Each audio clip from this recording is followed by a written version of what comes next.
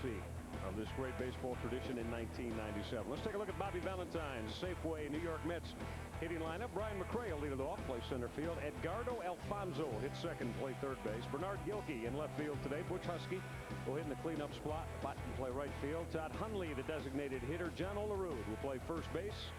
Todd Pratt will hit seventh and do the catching. Carlos Baerga back in the lineup against the Orioles' Jimmy Key today. At second base hitting eighth. Ray Ordonez will play shortstop and hit ninth. And Bobby Valentine has on the mound this afternoon right-hander Rick Reed. And Mike, he has put together a very strong 1997 for Valentine. Yeah, he's had an outstanding season to be making his 26th start on the year. He's worked at least 6 innings in 23 of 25 starts this season. His only appearance versus the Orioles back in '92 when he was a member of the Royals.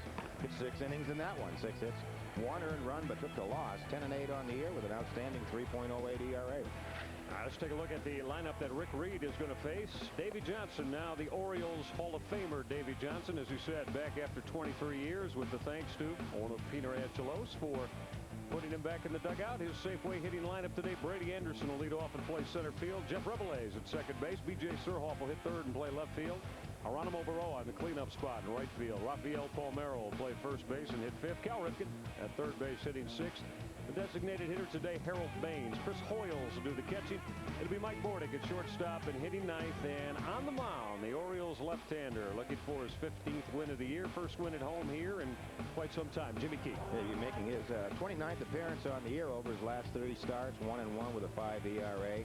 6-7 record since his 8-0 start of the season. The last 14 starts, the Orioles have scored just 39 runs, 14-7 with that outstanding 2.87 ERA, but he hasn't received a lot of run support of late. Well, Jimmy Key looking to reverse the trend that has seen him not be able to collect for the reasons we documented a win here at home since early in the month of May. Let's take a look at the lineup for the umpiring crew today. Ray DeMuro will call the balls and strikes behind home plate. Ted Hendry, Dan Morrison, Larry Barnett, veteran crew on the bases today. Hendry, Morrison, and Barnett. Another sellout crowd expected at the yard. It is the windup of this 3-game series. Been very spirited, very vocal in here for the first couple of days. A lot of New York Mets fans coming down from the New York City and tri-state area, and of course always vocal here in the yard. Orioles start the day at 38 games above the 500 mark, and this is the finale of the 9-game homestand. O's won 5 of them, and they'll try to cap this one off and then head to that road trip that's going to be a very crucial one as the month of September opens up down in South Florida tomorrow. All right, today's Giant HTS Orioles $1 Million Magic contestant is Rose Baldwin from Baltimore. Rose, you've automatically won a Panasonic 27-inch stereo TV. If an Orioles player hits for the cycle in today's game, Rose, you're going to win $1 million. Turn your field of dreams into a field of green by playing Giant HTS Orioles $1 Million Magic and see your local Giant for details. The New York Mets in town this weekend, and of course this is a ball club. There's Mike and we've talked about this on Friday night, still harboring some postseason thoughts of their own, although they're going to have to make a strong September run to do it. Mike, speaking of things that happen late in the season in baseball in New York City, Yankee Stadium yesterday. Let's take a look at this now, as Paul O'Neill met the same fate that Tony Tarasco did in October in the ALCS last year. And you can see what certainly Paul O'Neill's reaction when the shoe was on the other foot. Very upset. Thought he had a chance to make the play. Of course, David Wells was in the Oriole dugout the last time that happened. You can see his displeasure. David's 0 for 2 in those scenarios. Yeah, he's not going to get in the right dugout one of these times. Yeah, you'd think so. In an Oriole uniform and on the wrong end, and now on the mound. And having it happen to him as a member of the New York Yankees. So the O's start the day 7.5 games up on the Yankees, who are trying to win one in their 3-game interleague series with the Montreal Expos. They've started and they're underway in Yankee Stadium. Of course, Tom Davis is going to keep you right up to speed on all the numbers from around Major League Baseball on a very busy Sunday afternoon. Well, Mike, we talk about the road trip, but tomorrow this Florida Marlins club playing as well as any team in baseball right now. In fact, this weekend they've just actually leapfrogged over the New York Yankees. They have the 3rd best record in baseball behind the Orioles and the Atlanta Braves. And going to be a very intriguing series. The interest down in South Florida is at a peak for the Orioles to come in. Yeah, they've won 2 in a row, 7 out of their last 10. And we'll see former Oriole and Mike Mussina match up in Game 2 of that series. It ought to be a real interesting ball game. Of course, the Orioles have business to take care of before the trip down to Miami, and that means the windup of the 3-game series with these New York Mets. Let's take a look about the month of September and what it means on the pitching side. Jimmy Key, Mike Mussina, Scott Erickson, all of them. Mike, we touched on this during this homestand. They've been good in August. Maybe they've been even better in the month of September. Yeah, just look at the numbers. Jimmy Key outstanding, 31-13 in September. Mussina 14-6, and Scott Erickson was always had that history of great Septembers, 21-8. So look forward to a great stretch run with those three. Oh, it's going to be a lot of fun. This game number 133 today, so only 29 left. And they'll have to do it in the 30 days in the month of September. So you can tell with doubleheaders backed up against Cleveland, not going to be any off days at all. Just one of them in the month of September. The numbers on Jimmy Key, Mike, but the crucial thing for Key is to have success early here at the yard, something that he's gotten into trouble with in his last few starts. Yeah, certainly he's had some first inning problems, and I guess also run support through his, I guess, that great run early in the season, 11-1 record. The team was scoring almost 6 runs per start for Jimmy Key. Since then, averaging just 3 runs per start. And they've scored 2 or fewer runs in 6 of his last 13 times out. So it puts a lot more pressure on you. And sometimes when you apply more pressure and you know your team's not scoring a lot of runs, you try to throw a shutout. And what happens is you end up giving up runs early. Jimmy Key right here at Oriole Park at Camden Yards, 9-6 in his career, 5-5 now as a member of the Orioles. So you do the math and let you know, even when he was wearing an opposition uniform, Jimmy Key liked the feel of the mound here at Camden Yards. Went 4-1 before he joined the Birds. O's fans, make sure you get your cure for pennant fever by attending the September 15th and 16th day games here at the Yard. The O's battle the Cleveland Indians at 1:35 on the 15th and 12:05 on the 16th. A lot of good seats remain for both of the day games right here at the O's box office and the Ticketmaster. You can charge by phone on the numbers you see on your screen. It's all part of Orioles baseball, and there's nothing like a day at the Yard. Deciding game of this 3-game series. Magnificent afternoon for Orioles baseball. Settle back and enjoy with us as Jimmy Key goes to work against Brian McRae, who takes a called strike to get us underway. McRae came over from the Chicago Cubs, hitting .244. Has had very limited success against Jimmy Key, just 3 for 25 in his career. Jimmy ahead very quickly, 0-2 against Brian McRae. And in today's ball game, you'll see an umpire that has a very wide strike zone, very much a pitcher's umpire. We saw Jimmy Key and this home plate umpire hook up a couple of starts ago, and Jimmy had a terrific outing. Key's 0-2 to McRae. Fastball missed the outside corner.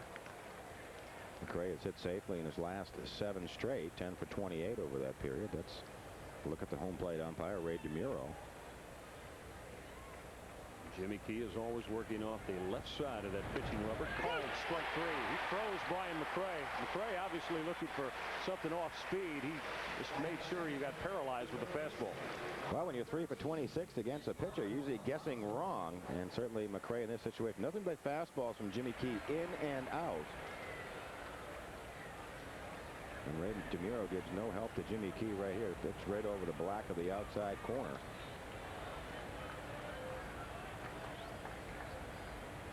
Here's Edgardo Alfonso. A strong afternoon yesterday. This young man just continues to impress everybody. Talking to Tim McCarver, one of the Mets telecasters, Mikey, just saying that he's probably one of the finest young players, hitters that have come through this Mets organization in a long, long time. Line drive, Rabelais, a layout, make a diving backhanded stab. Jeff Rabelais taking a base hit away from Edgardo Alfonso. One quick step to his right, then laying out for the line drive. Well, nothing fancy from Alfonso. Just it's a nice crisp line drive towards center, but Rabelais, it's a nice jump off the bat.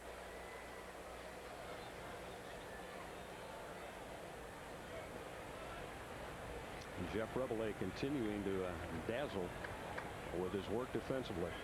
Here's Bernard Gilkey. Gilkey with a fly ball, deep left center field. Surhoff looking up. That ball's out of here. Number 14 on the year for Bernard Gilkey. Got a fastball, Mike. It appeared to be up, and Gilkey drove it deep to the chairs in left center field to put the Mets on top in the first. Well, he had 4 RBIs in yesterday's ball game and puts the Mets on the scoreboard quickly here in the first. He's a hitter that can get on a roll, and he certainly has swung the bat well this series. 4 RBIs yesterday. Targets down and away, ends up middle. It's an area that Jimmy Key wants to stay out of, and Gilkey does not miss the opportunity.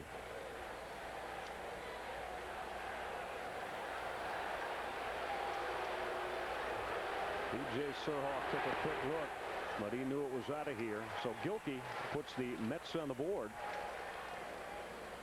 They did it Friday night off to a 3-0 advantage. Fell behind yesterday and came back and won.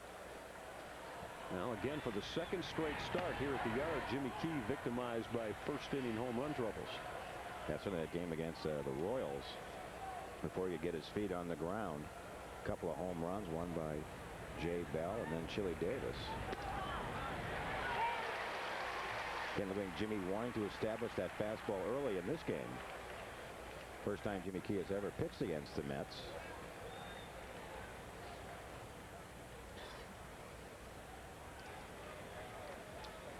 He's ahead of Butch Husky at 1-2. Breaking ball hit sharply over the bag and fair down the line and left. Husky makes the turn. He's going to go for 2. Surhoff's throw. Not in time. 2-base hit.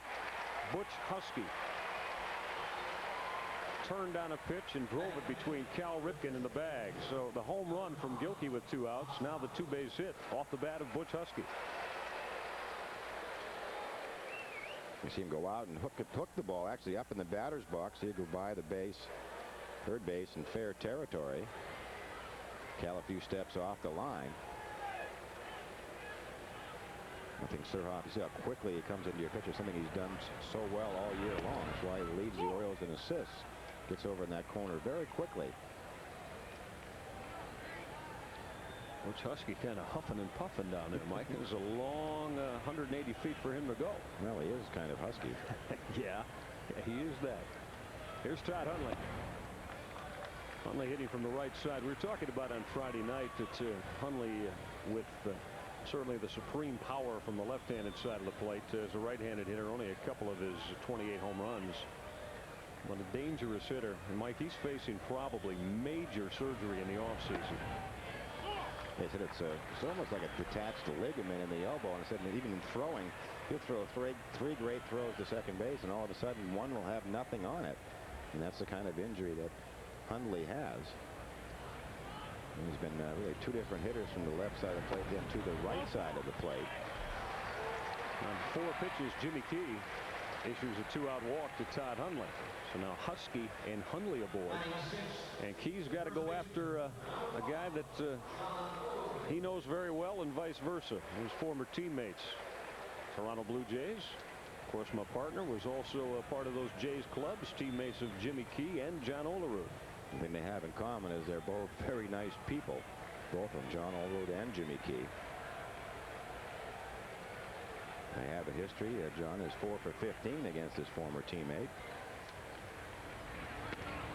Against certain left-handed pitching, John Olerud's game plan is sort of to hit a line drive over the shortstop's head. You take away a lot of John's power when you start a left-handed pitcher. John against left-handed pitching, 264 with 3 home runs. When against a right-handed pitcher, 302 batting average with 13 home runs. Slider on the outside corner from Jimmy Key. See, one adjustment Jimmy Key has made has been on his rubber placement. On the mound, Jimmy usually pitching off the first base side of the rubber. You see where that left foot is now on the third base side of the rubber. Look out. He just got Olerud on the backside. Load the bases. Very interesting and yet diverse first inning for Jimmy Key. No problems with Brian McCray and Edgardo Alfonso. Gilkey's home run started off a situation now where Key has got the bases loaded. And again, that change on the rubber really changes your angles to home plate. Jimmy trying to pitch in on John Olerud's hands. John just turns that right shoulder and takes it in the back. But many times you move over on that side of the rubber to give you a better angle to the inside part of the plate against right-handed hitters. Todd Pratt at the plate. Pratt had a big day yesterday. Hit a ball to the gap in left center field and drove in a couple of runs as the Mets started to pull away from the O's. Jimmy Key wanted to get Todd Pratt to avoid further damage. Bases loaded with Mets here in the first. Fastball missed the outside corner. 1-1 on Pratt. Well, against right-handed pitching, Pratt is a .258 hitter. Against a left-handed starter, .548. Granted, they are with limited at-bats. He is hitting .382 on the season, 21 for 55. Pretty dramatic numbers. 1-1 to Pratt. A little bit down, 2-1. Sitting all starter, 2 outs, nobody on. Looks like Ray Miller's going to go out and have a little talk with Jimmy Key.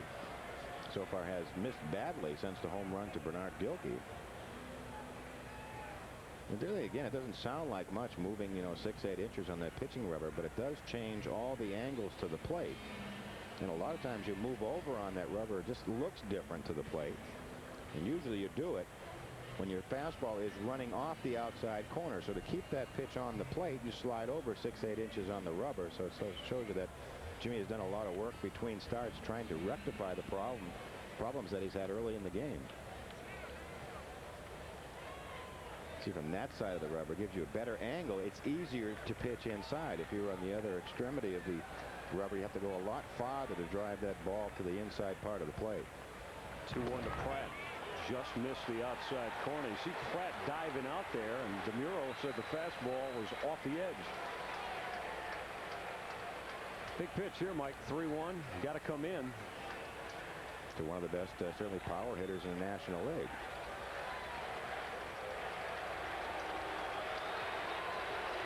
Husky, Hundley, and Olerud on the bases. 3-1 pitch, fly ball, deep center field.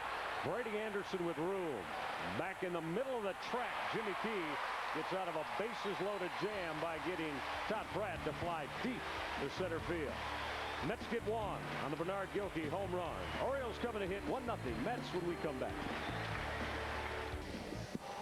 All right, O's fans, something very important for you, especially those of you that love your Orioles down in the state of North Carolina. Now, as of October 1st, you're no longer going to be able to see your Orioles here on HTS, but there's something you can do about it, even though Multimedia, your cable outlet, is dropping HTS from its channel lineup. Call Multimedia right now and let them know that you want your Orioles and HTS to stay on your cable channel lineup. Give them a call at the number you see on your screen and let them know that Orioles baseball and HTS is very important to you, and we certainly hope that all of your calls and all of your sentiments will get the situation rectified. Brady Anderson trying to rectify this 1-0 New York Mets lead here in the bottom of the first. Orioles hitting against Rick Reed, who has been pretty much a savior in the light of all the injuries, Mike. Billy Pulsifer, Jason Isringhausen, Paul Wilson. That's Pete Harnish, who is designated for assignment. Reed has come on and done an outstanding job this year. Yeah, he has. When you talk about pitching into the 6th inning in 23 of 25 starts. Amazing consistency for the four-pitch pitcher. Fastball, curveball, slider, change. He is a control pitcher. Brady with a fly ball down the line and left. A lot of room for Bernard Gilkey to put it away. Anderson flying out to start it out against Rick Reed. Mike, before we go any further, I think people think of the name Rick Reed in the game of baseball and to know that he came to the major leagues as part of the replacement player situation from a couple of years back. You were always a very staunch Union guy in your days. What's the read about Rick Reed from his teammates in baseball, and what's your take on that situation? Well, in talking with a lot of players, there is really no animosity against Rick Reed. He was a journeyman, I guess, minor league player, played in the minor leagues 8 or 9 seasons. And he's a nice person and all that. And from what I understand is that there's no animosity again in the dugout because he was just trying to feed his family. He really didn't have a job at the time. So it has not been held against Rick Reed and has been accepted by all the players. Well, it's very delicate, no question about that, because That time a couple years ago in Major League Baseball with the lockout and the season not starting on time, it certainly opened up the possibility for guys like this, and yet they were looked upon in a very unfavorable light. Well, there's no question about it. At the time, obviously a very touchy situation, and a lot of players were threatening at that time anybody that would go in and try to replace, I guess, the normal everyday major leaguers. Jeff Reveille with a fly ball to short center field. Brian McRae's got it. 2 fly ball outs for Rick Reed here in the Orioles first. Let's think about the individual, though, himself as we take a look at Rick Reed. As delicate as it is, you've got to have a pretty strong will and constitution.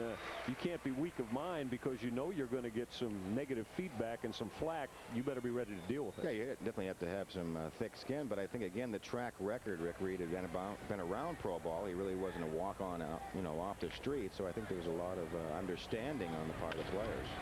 B.J. Surhoff lifts a fly ball toward Bernard Gilkey.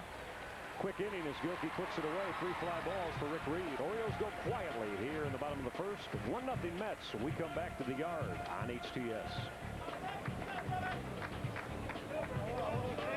Those fans want to remind you to stop by the Orioles bar at the Sheraton Inner Harbor Hotel before and after the game. A lot of ex-Orioles are there. You can talk about your favorite baseball team, meet and greet a little bit. Orioles bar at the Sheraton Inner Harbor Hotel. Jimmy Key to face Carlos Baerga. Starts him out with a slider that misses here in the top of the second. Carlos Baerga going to get left-handed against Jimmy Key, but wow, Mike, what numbers for Baerga against Key in their lifetime matchup. 17 for 36, a .472 average. Fly ball off the end of the bat. Geronimo Barroa with the glasses down to put it away. But I'm sure all those with Baerga hitting from the right side of the plate. Baerga this year against left-handed pitching just hitting 160. So not quite the same hitter certainly this year that he was a couple of years ago. And Mike, Carlos is kind of like Robbie Alomar did it because the problems with that left shoulder, just not able to swing from the right side. Baerga started doing that in Cleveland a little bit, but his numbers just seem to be so exclusively left-handed. What we understand is a case of maybe sore ribs from the right side. So again, the comparison can continue with Alomar, the sore left shoulder, the same with Baerga, the sore left side. So he has been hitting strictly left-handed also. Here's the flashy fielding shortstop, Ray Ordonez. Fouls it off against Key. Ordonez, 231 hitter, but one of the best gloved men in the business. And Mike does it all for under, you ready for this, $200,000 a year. His day will come. I think you're right. It's all relative. We saw the number of, I guess, Hall of Famers on the field today. A couple 100,000 20 years ago was pretty substantial. Now it's just about the major league minimum.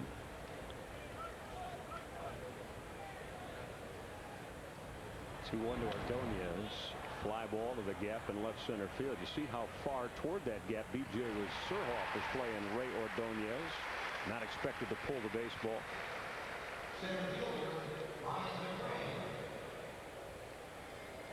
We might add, because of your duties in the here in our telecast booth, you turned over the ceremonial induction of your former teammate Rick Dempsey to your former starting pitching mate Scott McGregor today. Well, I tried to keep it in the rotation. Yeah, you did. You did. Well, certainly McGregor and Rick Dempsey had a history. They came over in that trade together. Both broke in with the Yankees.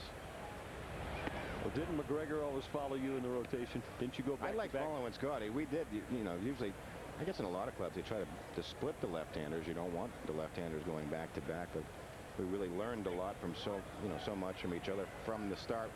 Whoever went first, the guy that went second had the advantage because he would definitely show you the way. Scotty would really exploit any hitter's weakness, and if you were paying attention at all in the dugout, you'd be foolish not to take advantage of it. And hopefully he learned something when I pitched, probably which guys not to throw it over the plate to. Brian McRae with a fly ball to right. See Geronimo Barroa battling the sky. He's got it netted there. 3 fly balls for Jimmy Key here in inning number 2. He got off the hook in inning number 1. 1-0 Mets, and we come back. Oats fans, everything you ever wanted to know about your favorite baseball team is only a mouse click away at the official Orioles internet website. It's brought to you by Bell Atlantic Internet Solutions. So what you do is check out the player profiles, game reviews, and even get a preview of your favorite seats right here with a virtual Camden Yards seating chart. Visit today at the Orioles, www.theorioles.com. Yeah, they know that the magic is here in 1997 as they show their support here at the Yard. It'll be Geronimo Barreau, Rafael Palmeiro, and Cal Ripken to lead off against 10-game winner Rick Reed. Bernard Gilkey's solo home run with 2 out in the first has given the Mets a 1-0 lead as Barreau looks at the Reed slider in the outside corner. Geronimo's first 16 home runs in Oakland were unique, and that 15 of them were solo. But Mike, since he's joined the Orioles, 4 of his 7 have come in an Orioles uniform with at least a man aboard. And he's been driving in certainly a lot of runs for the Orioles. 13 RBIs his last 14 games. And most of those in the clutch. That's some very big base hits. Popped it up into short right field. Long way to go for Baerga. Ran off Olerud to make the grab. Baerga got up that line in right. So the first 4 Oriole hitters have hit the ball in the air against Rick Reed.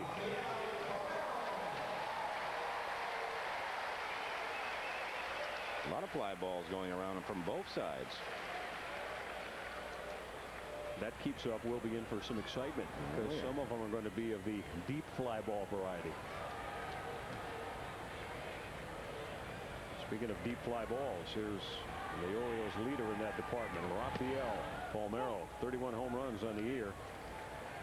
Rafael is, with his splurge of late, moved into the top 10 in the American League in the home run department. Rafi sitting 7th with his 31 as he fouls it left side. Ken Griffey Jr. leads the league with 43. Tino Martinez with 41. Jim Thome of Cleveland with 36. Mike, interestingly, Mark McGwire is still listed in the American League home run leader department with his 34, and he hasn't been in the American League in a month, and he still sits number 4 in the league. I think he's hit 8 or 9 since going over to the Cardinals.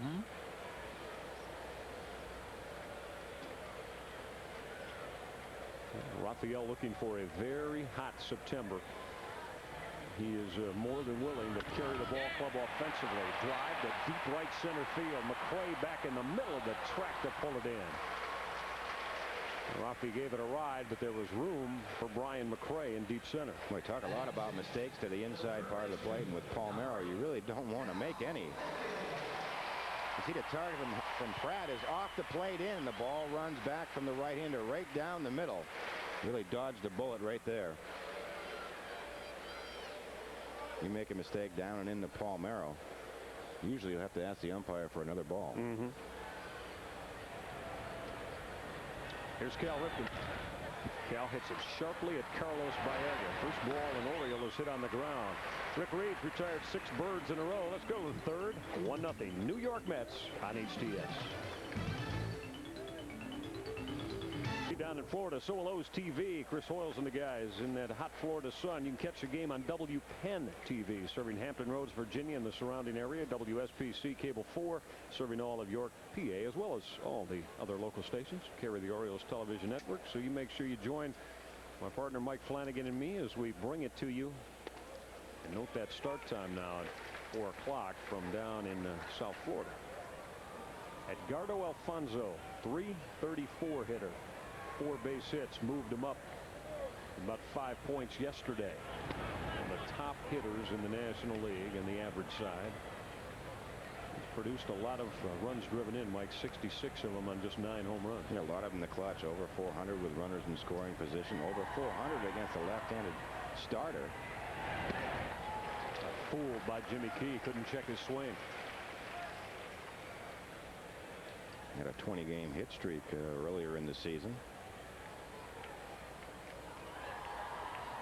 Mike, we talk about Jimmy moving to the other side of that rubber. Now, is it difficult even to simulate that in a bullpen once you take it out to the mound? Is there still going to be be a big adjustment period? Well, you know, you've never taken into a game. I'm sure, you know, in paying attention to Jimmy's last start, he wasn't to that side of the rubber. So I'm sure he worked on this, you know, 15, 20 minutes between starts. And obviously it's a sign of looking for a little bit better angle to the plate against the hitters. I'm saying, you know, this is his 29th start. I'm sure 28 of them have been on the other side of the rubber. Again, it doesn't sound like that much of a difference, but it is. Changes where you land. Now you will land closer, I guess, to that third base side instead of on a more or less driving it through the inside part of the plate. 2-2 pitch. Got in on the hands of Alfonso. It up near the railing. Ripken with a reach. Cal pulled it in. Yeah, he's got the baseball. Ripken with a lean. The fans gave him a little help over there in that first row to make the grab down by the end of that photographer's box. Well, and showing no concerns. Cal does not take his eye off the ball and just goes for it all the way. And so right after he catches it, there's the wall. He didn't have time to take a look. He just really go by feel. He can feel his feet on that warning track. That's why they call it the warning track. The wall is approaching. Danger. Bernard Gilkey, 4 runs driven in yesterday, and Gilkey is the difference as we speak right now. Key's changeup stayed up. Bernard hit a drive to the seats over the 364 mark in left center field. His first time, his 14th home run of the year.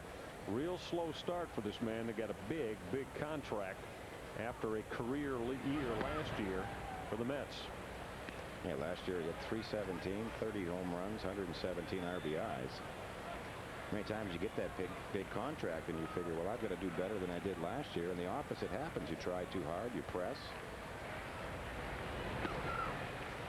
On 4 pitches, Jimmy Key has issued a 1-out walk to Bernard Gilkey here in the Mets' third.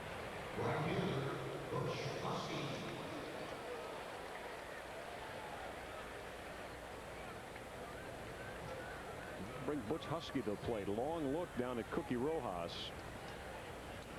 Bernard Gilkey and Mookie Wilson also taking a long look across at Cookie Rojas. Gilkey has speed and likes to run on the base pass, even though he has been caught 9 of the 16 times that he's attempted to steal.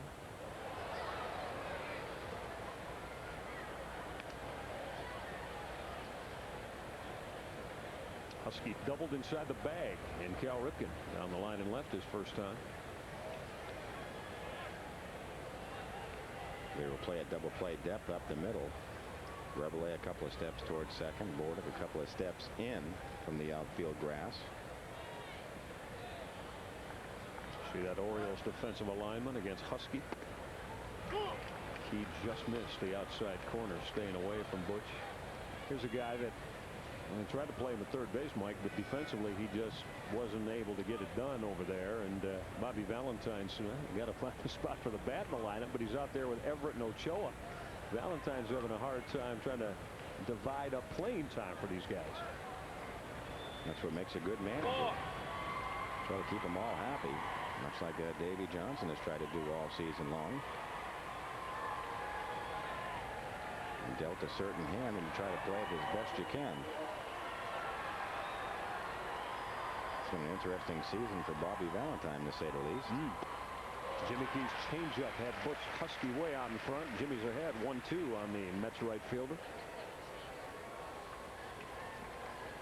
We're talking about Bobby Valentine Friday night. Fired down in Texas after 8 years. Went to Japan for a year, managed there, and has, as you said, had some run-ins with his catcher Todd Hundley. Of course, dealing with the intense New York media. I understand yesterday Pete Harnisch, the former Oriole, designated for assignment, sort of a shouting match in the local hotel where the Mets stay. Many of the players in that one siding with Valentine, though, said it was uncalled for by Harnisch.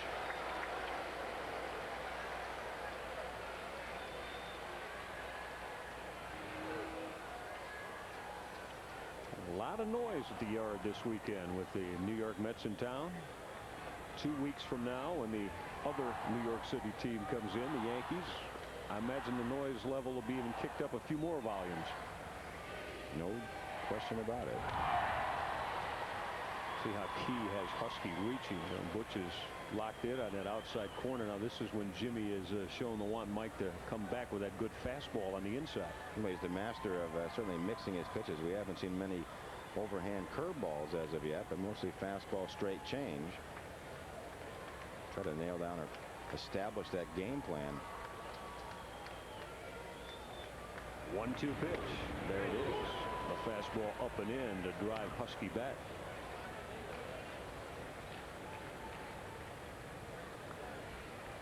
A game of constant adjustments, even though Jimmy is having a terrific season. 14-7 career, 178 wins, 111 losses. Not stuck in his ways, willing to change. Gilkey with a fly ball deep center field. Anderson is turned back at the wall. It's out of here. That ball just kept carrying. Butch Husky, 2-run home run shot off Jimmy Key. You could tell by the look of Brady Anderson that baseball just continued to carry. 3-0 Mets. Husky has hit his 17th of the year. A lot of fly balls thrown today. It appears the ball is carrying better than normal. It appeared to be just a fly ball. The change it goes up and out over the plate and just kept carrying. Try to read the bat. Looks like Husky a little bit out on his front foot. I mean, this is to the largest area of the ballpark, just out of the reach of Brady Anderson. Had a difficult time with the sun and getting back.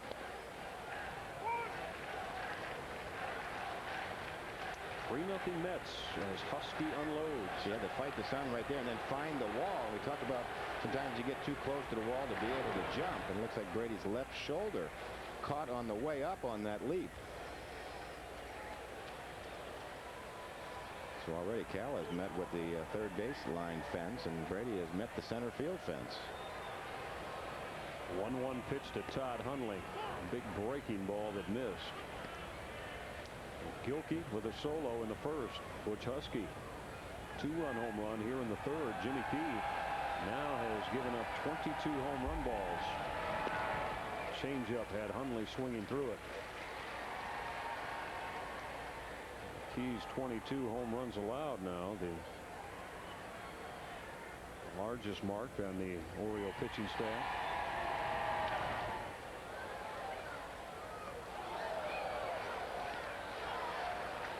Mike, when that ball left the bat of Butch Husky, Brady Anderson looked as if he's going to retreat a couple, 2-3 steps, had it tracked, and then all of a sudden he turned that number 9 toward home plate and in a dead sprint wanted to get back to that wall.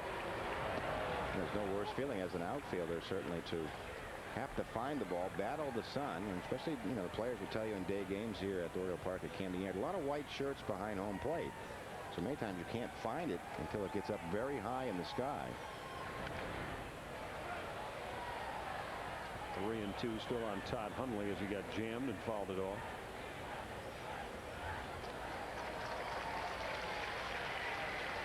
Jimmy Key, just a brilliant 1997 beginning. 8-0 to 11-1. Carrying the Orioles pitching staff in the early going. 3-2 pitch. That curveball just locked up Hundley. Froze him. Called strike 3. The first curveballs that Jimmy Key has thrown in the game have been in this inning. And they've been good ones. You watch Hundley just give up on it. Stride out and then just hope it misses the plate. But it doesn't. And just sort of turn that and follow it all the way into the glove of Chris Hoyles.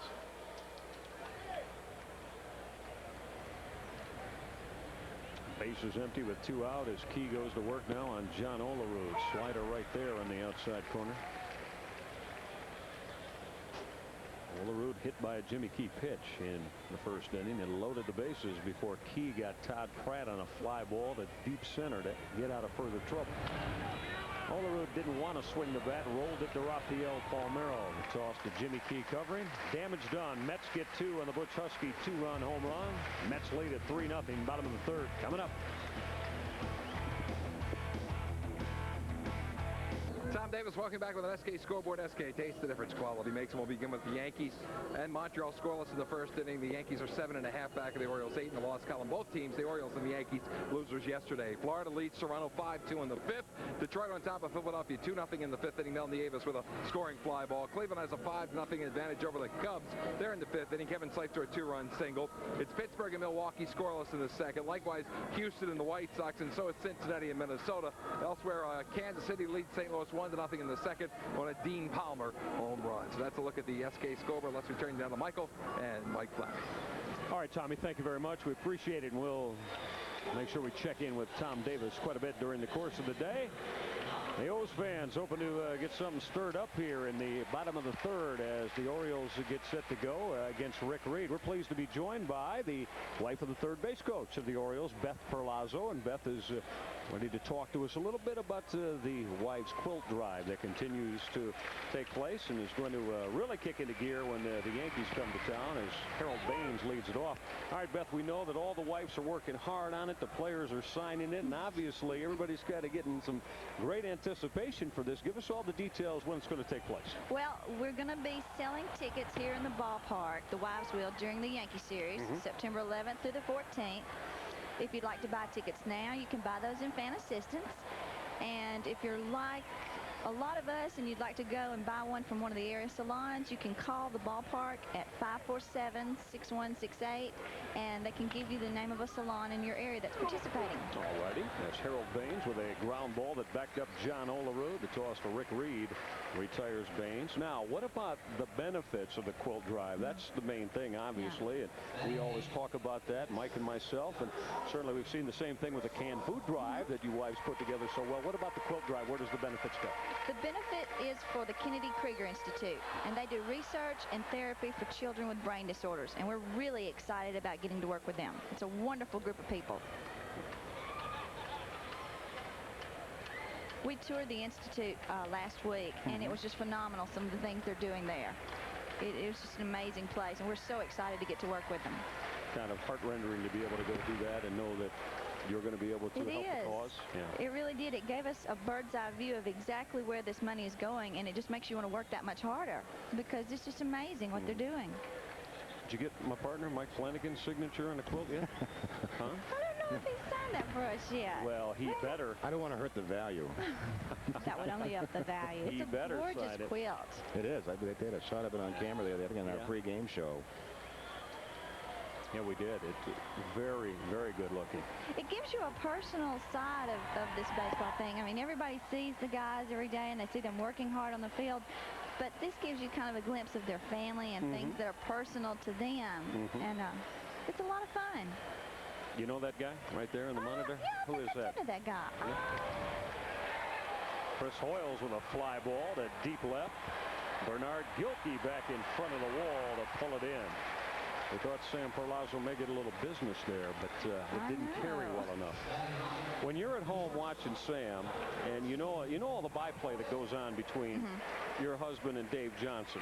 Right. Does Sam come home and talk about that and say, Beth, you'll never guess what Davey and I had to discuss today?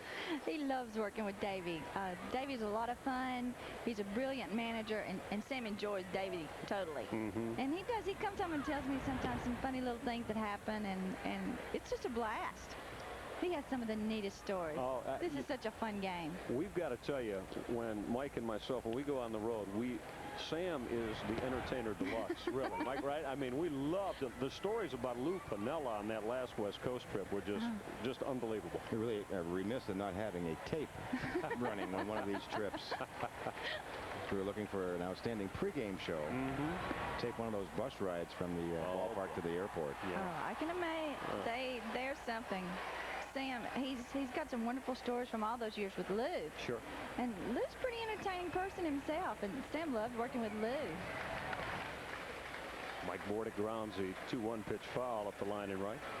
Well, let's get back to the quilt drive now. What about prizes? Now, I mean, you've got prizes, we do the first, second, third thing. So let's break that down and explain it. We've got some really neat prizes because last year we sold so many tickets, we just felt like it'd be nice to have more to offer. Of course, the first prize is the quilt with all the autographs. The second prize is the person who gets this will get to pitch out a ball at one of the games next year. first pitch. Okay, as Mike Bordick grounds out. Well, Beth, listen, we thank you very much for coming up. Thanks a lot. Thanks for the time. We appreciate it. We'll see you soon, okay? And good luck with the quilt drive. Thanks a lot. All right, Beth Perlazzo, the wife of Orioles third base coach Sam Perlazzo. Mets lead its coverage of Orioles baseball, brought to you by Bell Atlantic 9X Mobile. They are the cellular leader. By Discover Car, the proud partner of the Smithsonian's 150th anniversary, and by the National Capital Area Jeep and Eagle dealer. With Mike Flanagan, I'm Michael Regai. Of course, our producer Sam Green, director Bill Bell, Tom Davis is here, and all of our wonderful crew. Hoping you're enjoying Orioles baseball as we go to inning number 4. O's in a 3-0 deficit. Jimmy Key, a couple of home run balls that he has allowed today. And he's going back to work now here in the 4th on Todd Pratt. Mike, this looks very familiar to Jimmy's last start when he gave up the home runs to Bell and Chili Davis of KC and was down 3-0. Yeah, same, pretty much same scenario. That was all in the first inning. All of that damage. Speaking of damage, Jimmy avoided further damage. That's what I was going to say. The big at bat in that first inning was to Todd Pratt, who was hitting over 500 against left-handed pitching with the bases loaded. Jimmy was able to retire Todd Pratt on a long fly ball to center. The amazing thing about it, you sort of hold your breath, and I think almost close to 3,000 innings now. Jimmy Key has not surrendered a grand slam. We'll have to ask Jim if maybe that was one of the closest calls there. Brady pulled that ball down about a step in front of the wall. I know what he'll say. It was just an out. That's all.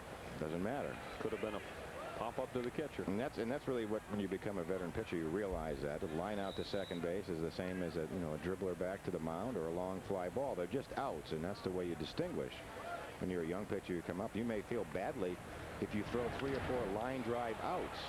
Speaking of line shots, Todd Pratt just lined the gap in deep left center field. Brady Anderson will play it off the wall. 2-base hit. Todd Pratt looks like the drive he delivered to the gap yesterday afternoon that drove in a couple of runs. So this young man can swing the bat. There's no question about that. He's proven that this weekend. He certainly has. He was a AAA All-Star this season, sharing a laugh with Jeff Rabelais.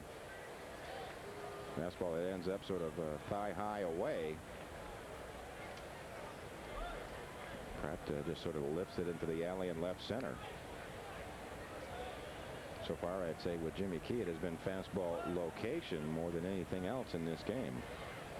One of the reasons you make that adjustment in the mound, and we've talked about it already a lot, is to try to improve that location or improve your angle on that fastball. And so far, Jimmy really appears not to have it locked in. Carlos Baerga, as we showed you in the first go-round, will swing from the left side against Jimmy Key. You look at that Orioles defensive setup. Bordick angling behind Todd Pratt as Baerga shows bunt and offers through it. Well, you figure he's probably bunting on his own. His job in this situation is to pull the ball to the right side of the infield to advance Pratt to third. You'd like to get the runner over there with less than 2 outs, certainly with no outs to get him on third base. Puts a lot of pressure on Davy Johnson. Do you play the infield in, back? What do you do? So it's an important at bat. Baerga may just decide to drag the ball to that side on his own. 0-2 pitch, got the job done. Ground ball to the right of Palmeiro. He got there late, and Baerga beat it with a head-first slide. It looked very innocent coming off the bat of Carlos Baerga to Rafael Palmeiro. You could see then the foot race that Jimmy Key was in with Baerga going up the line. Well, it's a difficulty factor for a left-handed pitcher. When you throw a ball away to a left-handed batter, you're going to fall off towards the third base side. So you're going to be a couple of steps behind to begin with.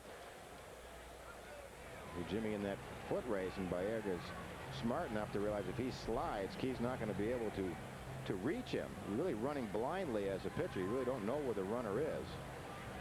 You can hear him. Carlos Baerga certainly not with what anyone would consider blinding speed. He's got that small kind of squatty body. And as you said, Mike, with a head-first slide, he knew he was there. A head-first slide, and also hitting from the left side of the plate. A couple of steps close to the first base. Those all add up.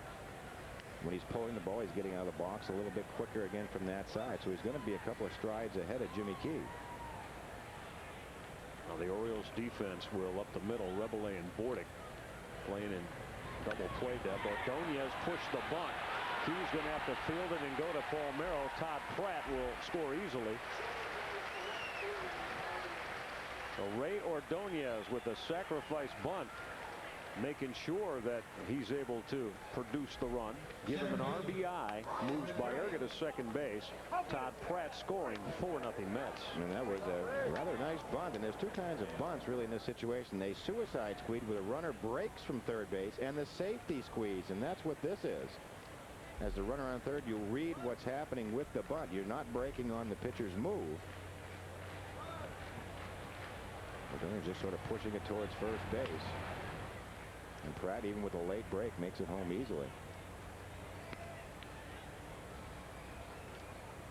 Oh, the leadoff double to Todd Pratt has come around to score run number 4 this afternoon against Jimmy Key. Well, the Mets adding to their cushion for their starter Rick Reed. Brian McRae now with Baerga at second base. Mike, this is kind of lineup, this Mets lineup, and seeing them this weekend, you know, they just give you fits. I mean, they got guys that can get on and run. They got guys that can hit with power. Even the guys down at the bottom are tough outs. Yeah, they're probably not going to wind up in the postseason. They got something nice started, it seems, for Bobby Valentine. Well, they're able to do a lot of things. It's really sort of your basic National League club. They've tried to run. Had the running game into it, but they haven't had a lot of success. They have, I think, 80 or 85 stolen bases at a club, but they've been caught 60 times. So they try to do that part. But the way you get around it is you can do a lot of bunting, you can do a lot of hitting and running, which this club is very adept at doing. 1-2 to McRae. Popped him up. Mike Bordick battling the sun. He's got it for out number 2 here in the Mets 4th. Well, in general, the rule of thumb is that there's more importance on a single run in the National League than the American League. Of course, in the National League without the designated hitter and the pitcher having to bat, a lot of other strategy coming involved, all because of that. In the American League, it's sort of considered the bludgeoning league, not as much managing to do. You have sort of a set lineup, and you pretty much stick with that. Pitcher stays in the game until, I guess, his outing or his day determines that he comes out. In the National League, you could be throwing a 2-hit shutout in the 7th and may have a chance to get pinch hit for. So the strategy is much different league to league. Jimmy Key now going after Edgardo Alfonzo. He's got him twice today on a line drive to Jeff Rebele and popped foul to Cal Ripken, who leaned into the first row up the left field line. Alfonso's last time. He reminds me really so much of Edgar Martinez. I guess maybe without the power. You were talking about that Friday night. But he makes it tough on a left-handed pitcher that we told you earlier is hitting over 400 against left-handers because he looks to drive the ball the other way and adjust to your off-speed stuff. So he's very difficult to fool. So what you try to do, I guess, to compensate against that is to try to pound him in with fastballs, but he has a good enough eye to take it. Then you fall behind 2-0 and you go right back to do the thing you didn't want to do. Throw the ball out over the plate. So those are the kind of hitters that always gave some of the good pitchers trouble. A pitcher like Jimmy Key many times won't mind facing a power hitter who has a big swing because of that big swing, has a lot of holes. You're able to change speeds, do a lot more to a hitter like that than one like Edgar Alfonzo. His manager Bobby Valentine saying that here's how fundamentally sound he is. He can play shortstop, second base equally as adept as he does at third base. And still, obviously, swinging the bat like he does.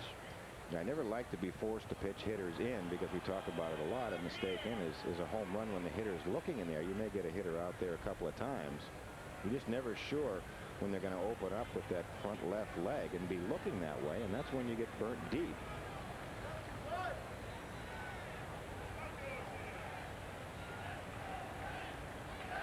Mets lead at 4-0 in the 4th. Key trying to get Edgardo Alfonzo, who checked his swing. Key missed with the fastball. 76 pitch just thrown by Jimmy Key. Very high amount. The 3 2/3 innings of work. 2-2 to Alfonzo. Swing and a miss. Change up. Had Alfonso out in the front foot. Jimmy Key records his third strikeout here in inning number 4. Mets get one. Add to their lead 4-0 when we come back. And welcome back to Baltimore's Camden Yards. Tom Davis with a Miller Lite highlight, and we're featuring the Yankees, who now lead Montreal 1-0 in the second inning. A wild pitch by the former Oriole Mike Johnson allows Derek Jeter to score. That made the score 1-0. That's where it is right now. It's Andy Pettit against Mike Johnson.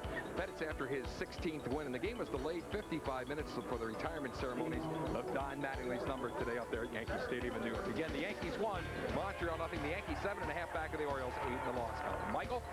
All right, Tommy, thank you very much. Appreciate the pictures, too, out of Yankee Stadium. Well, Mike Johnson is having a lot of trouble finding the catcher's glove since he left here. I'm saying they have a hard time blocking that curveball. Because he does have an outstanding curveball. You just need to have a catcher that can catch it. Brady Anderson trying to get the Orioles back started here in the bottom of the 4th against Rick Reed. Reed has sailed through the first 3. Retiring 9 Orioles in a row. O's have been out hit 5-0.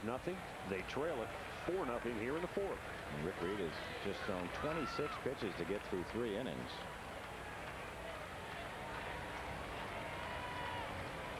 Two 0 to Brady. Called strike on the Reed fastball. Well, Brady's going to ask Demura if that ball is on the high side.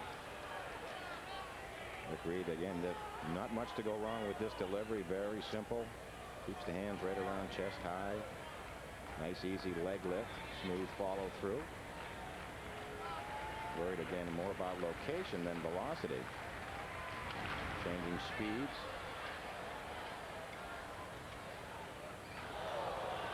He's ran through some problems in his last 4 starts. He lost 4 in a row. Mike, did you get a chance to see him at all prior to this year? Well, just when he was with the Kansas City Royals a few years back. Pretty amazing if you look at his career. It goes back, I think he signed in 1988. 2-2 pitch hit sharply straight at Carlos Baerga. He'll throw Brady out by a step. 10 in a row that Rick Reed has set down. And this season is the first season he has pitched that he has played the entire season in one town. You know, Tommy Chopay, former Orioles, was the same way. He says, you know, I played 14 years and have had to either move from league to league or from the major leagues back to the minor leagues every season. It's the first time in Rick Reed's 11-year career that he hasn't had to change locations. Slider for a called strike to Jeff Rabelais. Rabelais flied out his first time. O's are trying to win their 6th of this homestand. And this the finale series that saw 3 ball clubs come through the yard. 5-3 right now. Orioles with a better home, or rather a better road record right at the moment than they do. Those Mets fans are really hard to spot.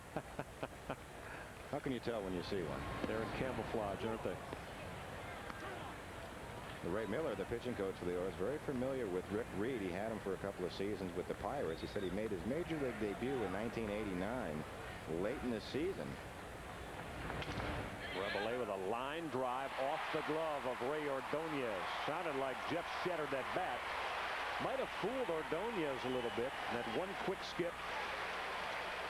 And the usually slick fielding Mets shortstop not able to pick that on the one hop line drive. I think you're exactly right. He misjudges the speed of the ball, much like a pitcher will throw a changeup. Rabelais hit a changeup. So Ordonez was waiting for a much faster first hop. Threw his rhythm off a little.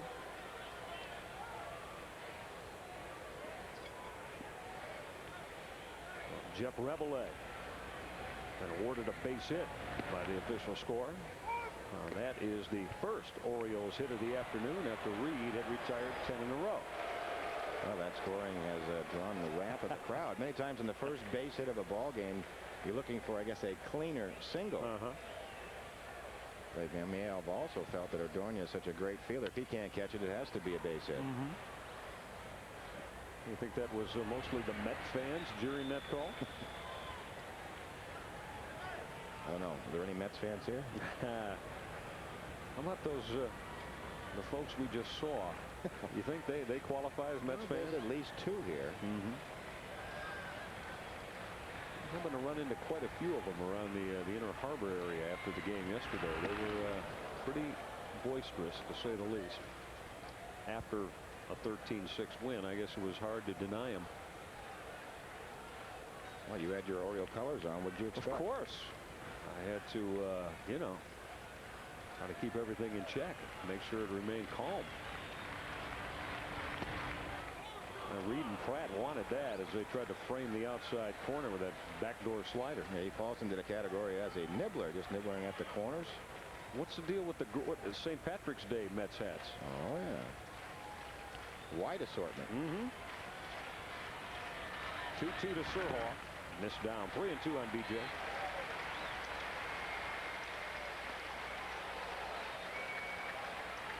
Well, it'll be interesting to see what Davey Johnson does with Jeff Rebele. BJ Surhoff, very much a contact hitter. A lot of times you want to put that runner in motion. Anything that sort of discourages you if the batter at the plate is a strikeout type of a hitter. Surhoff is not. He will draw a throw from Rick Reed. You saw Tony Muser run his club down 8-2. In that first series in Kansas City. 3-2 to Surhoff. There goes Rebele. Fly ball. Short left field.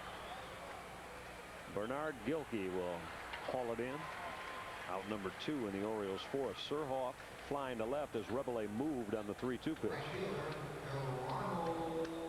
Just to finish that story with Ray Miller and Rick Reed, the pitcher, he was called to the major leagues in August of 1989.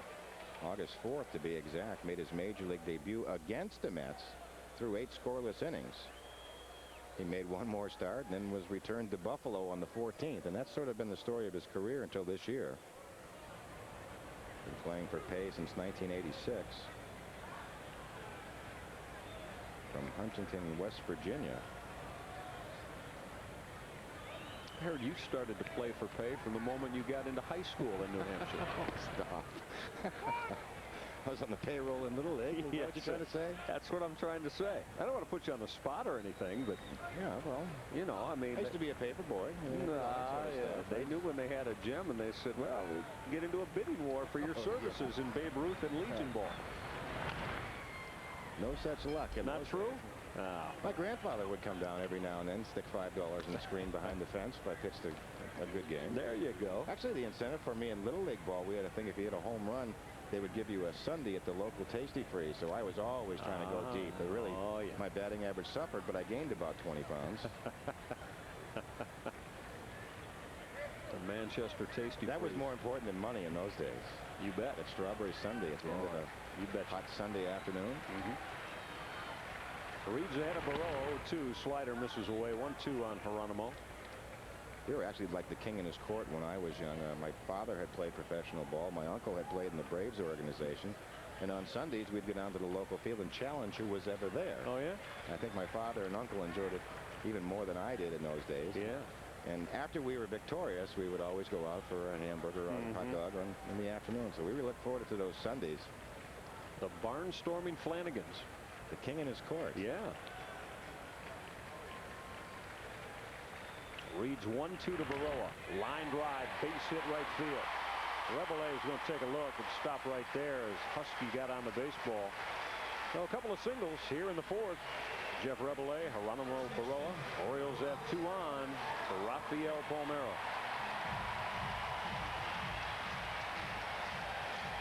And Geronimo does a lot of action before the pitch is delivered, but that bat quiets down on the end. See that front shoulder stay closed and just hit a nice crisp liner into right center field. And Palmeiro, who almost burned Reed the first time when a fastball he wanted to get inside but ran back. Now with a couple of runners on base. Big opportunity for the Orioles to get back in this one with one swing. They're looking for a blast here in the yard off the bat of Rafael. Put the Orioles right back into it against Rick Reed, who has been given a 4-0 lead to work with as he pursues his 11th win of the year. He has not won in almost a month. I would not be a bit surprised if most every pitch in this sequence is away from Palmeiro after that last at bat. Of course, I'm wrong. I'm not going to say anything. I just don't. Somebody just missed hitting one over that center field wall. If I was going to make a pitch in, it would be for show, and I would make sure it'd be off the plate in to go back outside. I didn't like to play with fire that often, even as a kid. You were brought up well. Palmeiro followed off. No, you're talking about your grandfather and your dad and your uncle and barnstorming like that. You remember the baseball movie Bingo Long and his traveling all-stars and Motor Kings? Yeah. And Billy D. Williams, Richard Pryor. Kind of similarities. The guys that before they were able to play in the Negro League, Satchel Paige, and would travel around and challenges, have games in challenge. My grandfather actually played under 2 or 3 different names. Really? On the weekends, he'd play under Flanagan, and another day under Flanaganski. Rafael Palmeiro, a strikeout victim. The slider up in the zone, but Rick Reed got it by Rafael. Orioles strand 2 here in the 4th. 4-0 Mets when we come back to last October's divisional postseason series. Cleveland Indians return to the yard September 15th. Day-night doubleheader. Game 1 starts at 1:35. Game 2 is scheduled for 7:35. A lot of good seats remain for both games. Your best chance to see the O's at the yard in the month of September. Get your tickets today at the Orioles box office, any Ticketmaster, or you could call the numbers you see on your screen if you'd like to charge by phone.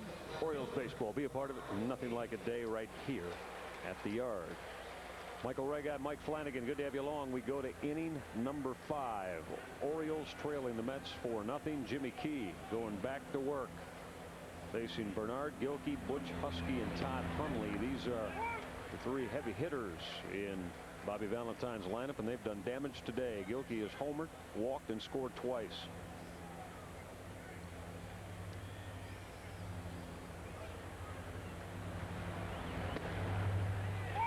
Inside corner, called strike to Bernard with the Key fastball. Gilkey had 4 RBIs in yesterday's game. 7th time in his career he's had a 4 RBI game. Everybody in the Met dugout, Mike, again, just woefully slow start up until the All-Star game. And Bernard was right around 200, a little bit over it. He's really picked it up, though. He's tacked down about 30 points in his average since the All-Star game. Skies it to short right. Baroa has got it for out number 1.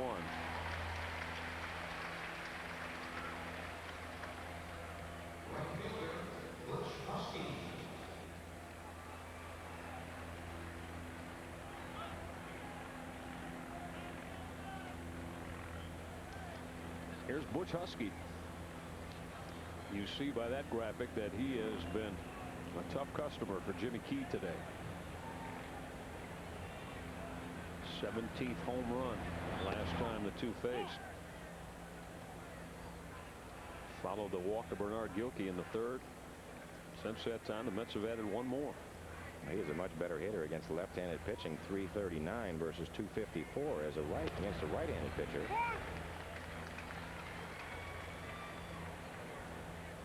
Driven in 66 runs on the year, 17 home runs.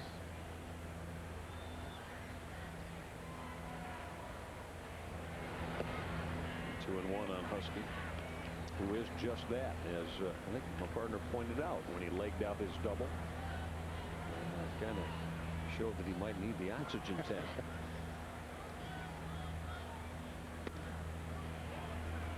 Generates a lot of power at the plate. Jimmy Key upset that he missed with that pitch. He's been struggling with his location really all game long. He's now thrown in about 85 pitches. High changeup, and that really is the pitch that Husky hit for the home run last time up. And had another good swing at it. So in the war today is more Jimmy Key against himself than against the Met hitters. Trying to find that pinpoint control. Something that Key thrives on. 3-2 to Husky. Missed the outside corner.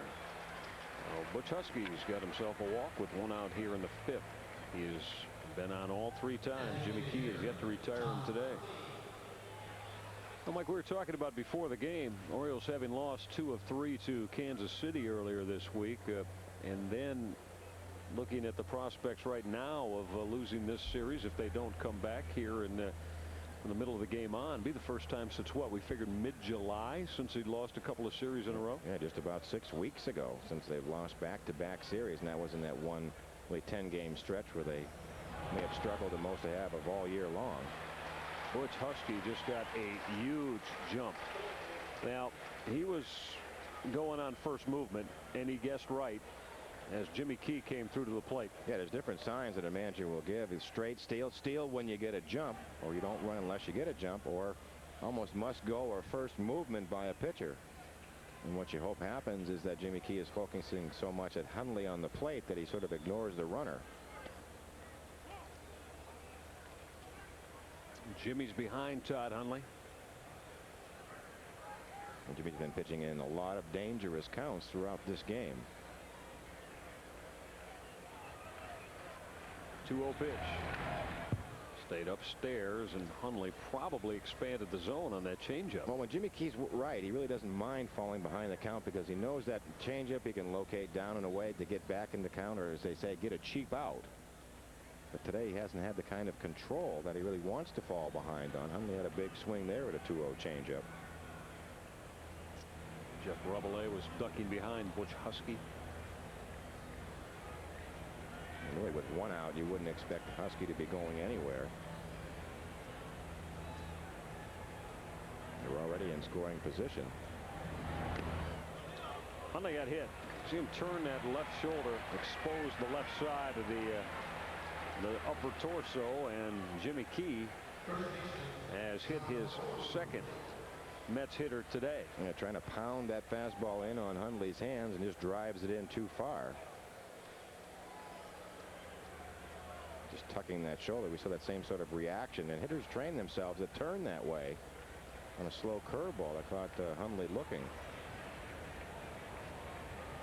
Jimmy Key has only hit I'm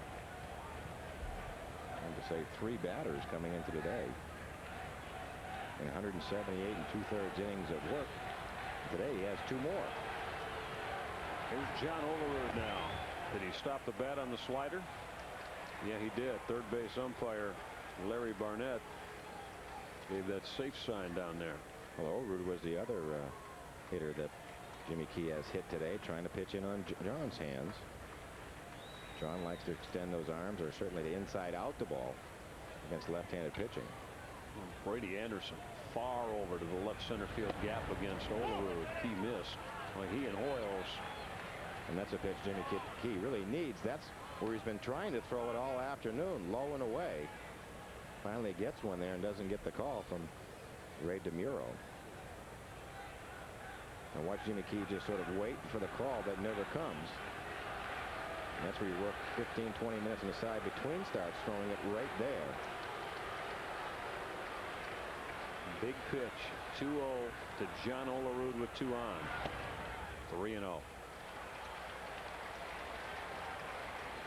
Todd Pratt would be next.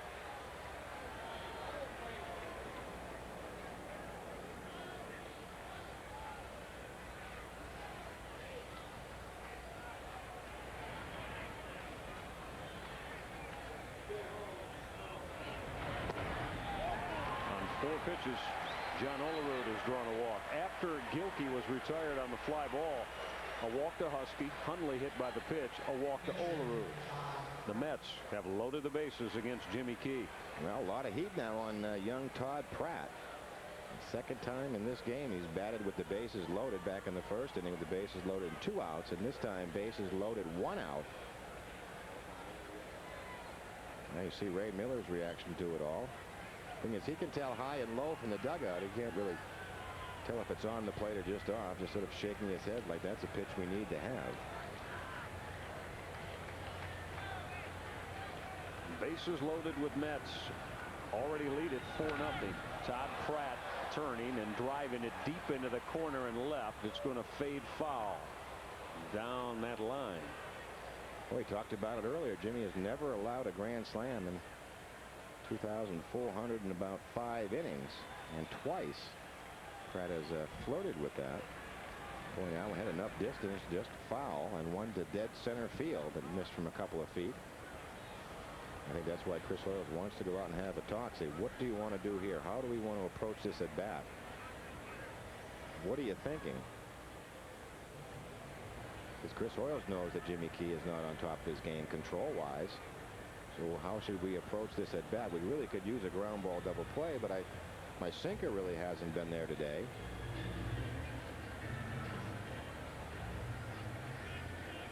Wheels turning. And the score is 4-0. You really don't want to fall any further behind.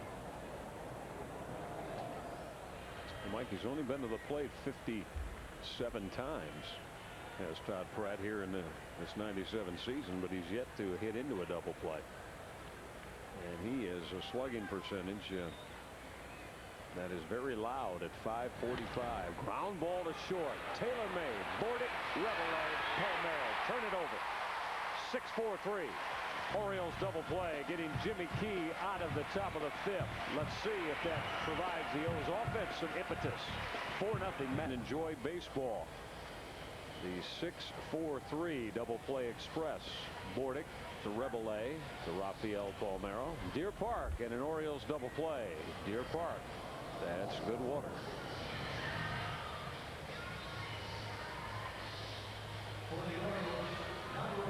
Jimmy Key was able to get out of it. What I liked about it is you see them meeting with Chris Hoyles, and then right after that they decide to go with the sinker away, a pitch they really haven't been able to execute most of the afternoon. Jimmy Key makes the big pitch, and they get that Deer Park double play. The big pitch when needed. It keeps the Mets lead at 4 here as we start the bottom of the 5th. Rick Reed has been tough. He's only given up 2 base hits. They both happened in the bottom of the 4th. Just 50 pitches thrown so far by Rick Reed. Ripken with a ground ball deep behind the bag at 3rd. The strong arm of Edgardo Alfonso to throw out Cal Ripken.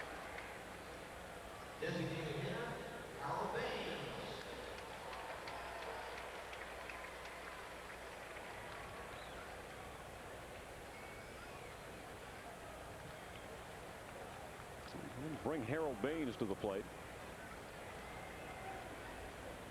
Grounded out to John Olerud his first time. Today's contestant in our Pepsi Big Slam Home Run Derby inning is Nicholas Cooklane of Kingsville, Maryland. All right, Nick, if the Orioles hit any home runs during today's Pepsi Big Slam inning, you're going to win a case of Pepsi and $100 to enter the Pepsi Big Slam Home Run Derby inning. Send a postcard to the address you see on your screen. Nicholas Cooklane, good luck. We'll be rooting for you. Baines will foul it left side. It's a big day for sports here in the city of Baltimore today, Mike. The Baltimore Ravens with their home opener about an hour from now over at your old haunts, Memorial Stadium. Look out, Harold Baines. Hey, I'm going to tell you what, that might set some distance records for the bat toss. Rank up there with one of the longest ones I've ever seen. Dave Winfield was sort of famous for launching him from the right side of the plate. It shows you the torque. And watch the swing from Harold Baines. That's called throwing the head of the bat. You see how far up in the stands. Actually a clean catch. Usually that ends up in the first, second row, halfway up the stands. Not that easy to pick one of those out of the air when it's whirling. No. It's like that boomerang coming at you, but a little bit heavier, harder. A lot of times you'll see that the hitter exchange that bat for one that they have. You know, that's their game bat. When they search through that dozen bats that they get, trying to find maybe one pearl in each one of those orders. 2-2 to Baines, whipped hard but foul down the line and right. And had that good, clean sound to it as Harold turned on Rick Reed's fastball. Had the appropriate sound off the bat. That sort of. That was good. I like that. Yeah. You're supposed to listen to pregame hitting practice, right? Not watch it, listen to it. Well, a lot of times we're up here taking notes early in the day and really listening to batting practice, and certain hitters you'll look up because of that sound. And you know, ones like McGuire, Bo Jackson, sort of everything stops. And Harold Baines certainly falls into that category.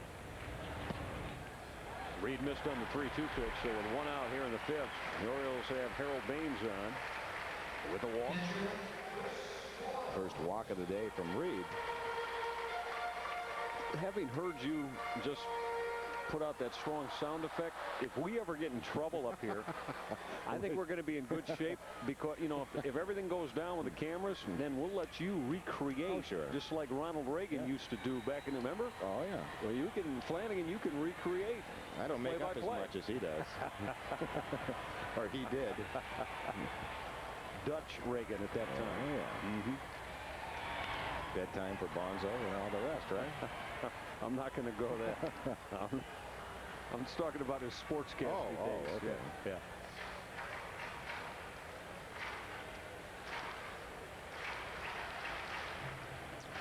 Speaking about around the cage, we were having a long talk the other day with Chris Hoyles, and he's talking about got to get going at the plate, looking at a lot of videotape, Mike, and trying to determine, you know, why that he's flying open a little bit and maybe out in front and jumping at the ball. Yeah, much better day yesterday. 3 for 4 with a home run. First home run since August 2nd. Because a lot of it's about comfort at the plate. Many times you'll know what you're doing wrong. So I'm pulling off the ball. Of course, the hitting coach Rick Down said, well, don't do that. And it's not quite that easy to correct. It really starts maybe with the beginning of your approach at the plate. Something that made earlier in your stance or your setup for an at-bat may trigger that. So it's not quite as simple. You have to go back to just how you stand in the box. Change that a little. Move back a little bit. Move up. Find a place where you're comfortable. Choke up an inch or two. Use a lighter bat. Use a heavier bat. 2-1 to Hoyles. Slider is fouled to the screen. And hitting, just like pitching, is being comfortable. Sometimes when hitters in slump, they say, I'm just not seeing the ball. I just don't have that comfort factor that I have when I'm hot. Would you used to sit around a lot and you know, and listen to the Eddie Murrays and the senseis and all the great hitters in this organization when you played talk about hitting?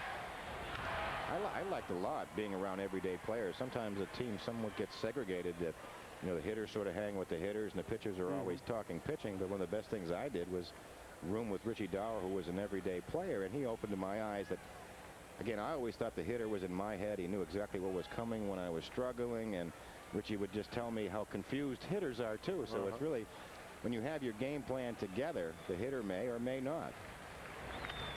2-2. Hoyles reaches out, line drive, base hit. It got down in front of Bernard Gilkey. Gilkey's first step was back and toward the track.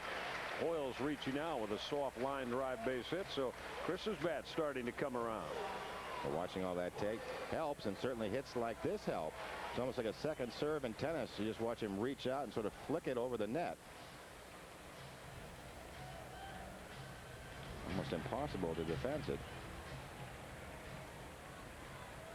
And that's when you'll say it makes up for a line drive right at somebody earlier in the year.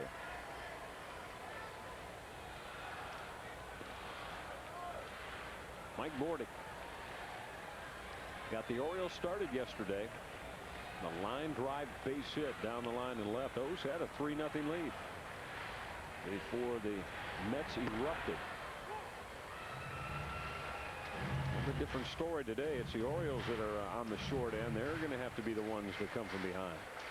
Well, Reed really cruised through the first 3 innings, just through 26 pitches, but the last 2 innings, the Orioles have had 2 men on in both. 1-0 to Bordick. Fly ball, short right field. Butch Husky to his left to put it away. Baines and Hoyles retreat. 2 out now here in the Orioles half of the 5th.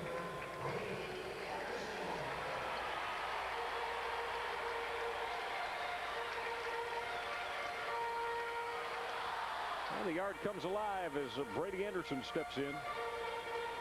The O's had this situation last inning with 2 on and Rafael Palmeiro at the plate. Reed struck out Rafi, and now Bob Apodaca is on his way out to converse with Todd Pratt and the pitcher Rick Reed. Well, really no action in the bullpen, so this is just about what we want to do with Brady Anderson. But he realizes he cannot afford a long ball in this situation. So Apodaca just wants to know the game plan. How are we going to approach this at bat of Brady Anderson's?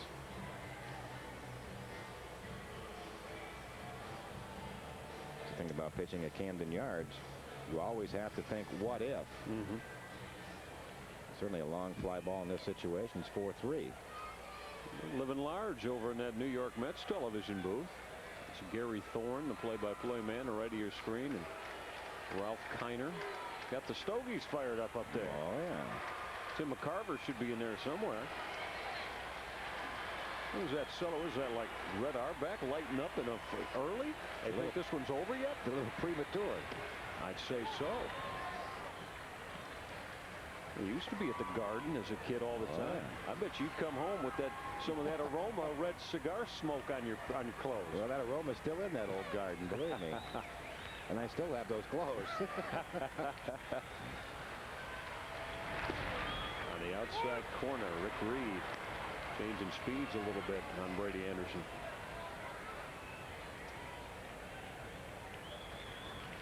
See, someday Camden Yards is going to have that same type of, it's got to endure the test of time, and it's going to have the same type of aura, not aroma, aura that the Boston Garden had. Ground ball to first, fair ball. Olerud's going to win the race to the bag. Second straight inning, Rick Reed is stranded 2 by getting 2 of the Orioles' toughest left-handed hitters out. Palmeiro last inning. Now Brady Anderson. 4-0 Mets. 6th inning coming up. All right, those fans, the Tribe are getting ready to invade the yard. Mike Hargrove and his Cleveland Indians. They lead the Central Division, and they will visit the yard September 15th and 16th for a couple of day-night doubleheaders. Games on the 15th are at 1:35 and 7:35. Games on the 16th are at 12:05 and 6:05 in the evening. Tickets remain for all 4 at the Orioles box office and the Ticketmasters, or you can call the numbers you see on your screen. Be a part of Orioles baseball. Just nothing like a day at the yard. Carlos Baerga with a shot up the middle on the first pitch of inning number 6. And whether Carlos is slumping, struggling, hitting from the left side against Jimmy Key, he collects base hits against Jimmy Key. Yeah, he's now, what does that make him? He's 2 for 3 today. 2 for 3. That's 19 for 39. That's approaching 500. With significant at-bats. One of those cases where Baerga just sees the ball very well. Here's our Sun in-game box score. So most of the damage done in the middle of that lineup, Gilkey and Husky. And also some production out of the bottom of the lineup. Baerga aboard with his leadoff base hit. Ray Ordonez.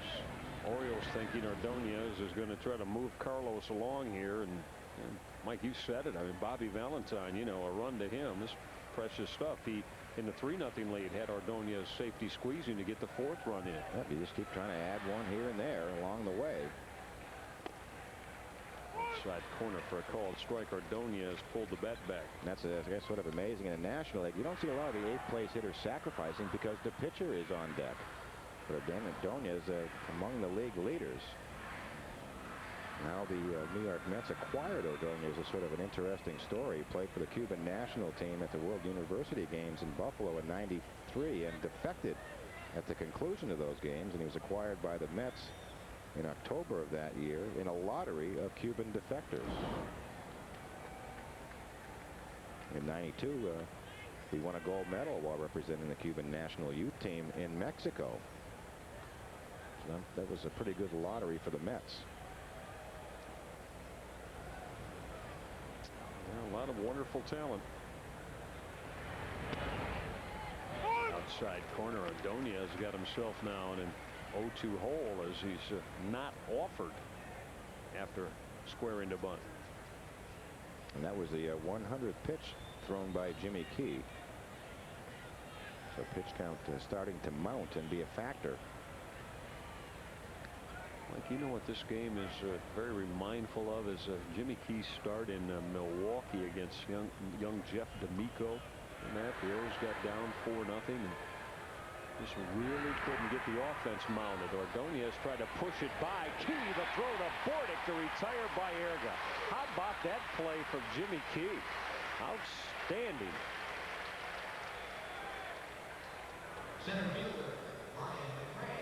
Well, it was a terrific play because by being left-handed, you have to throw sort of against the grain. Ordonez has already pushed one in that direction. Key backhanded and see off balance. It's a very accurate throw to second base to get the lead runner, an important play.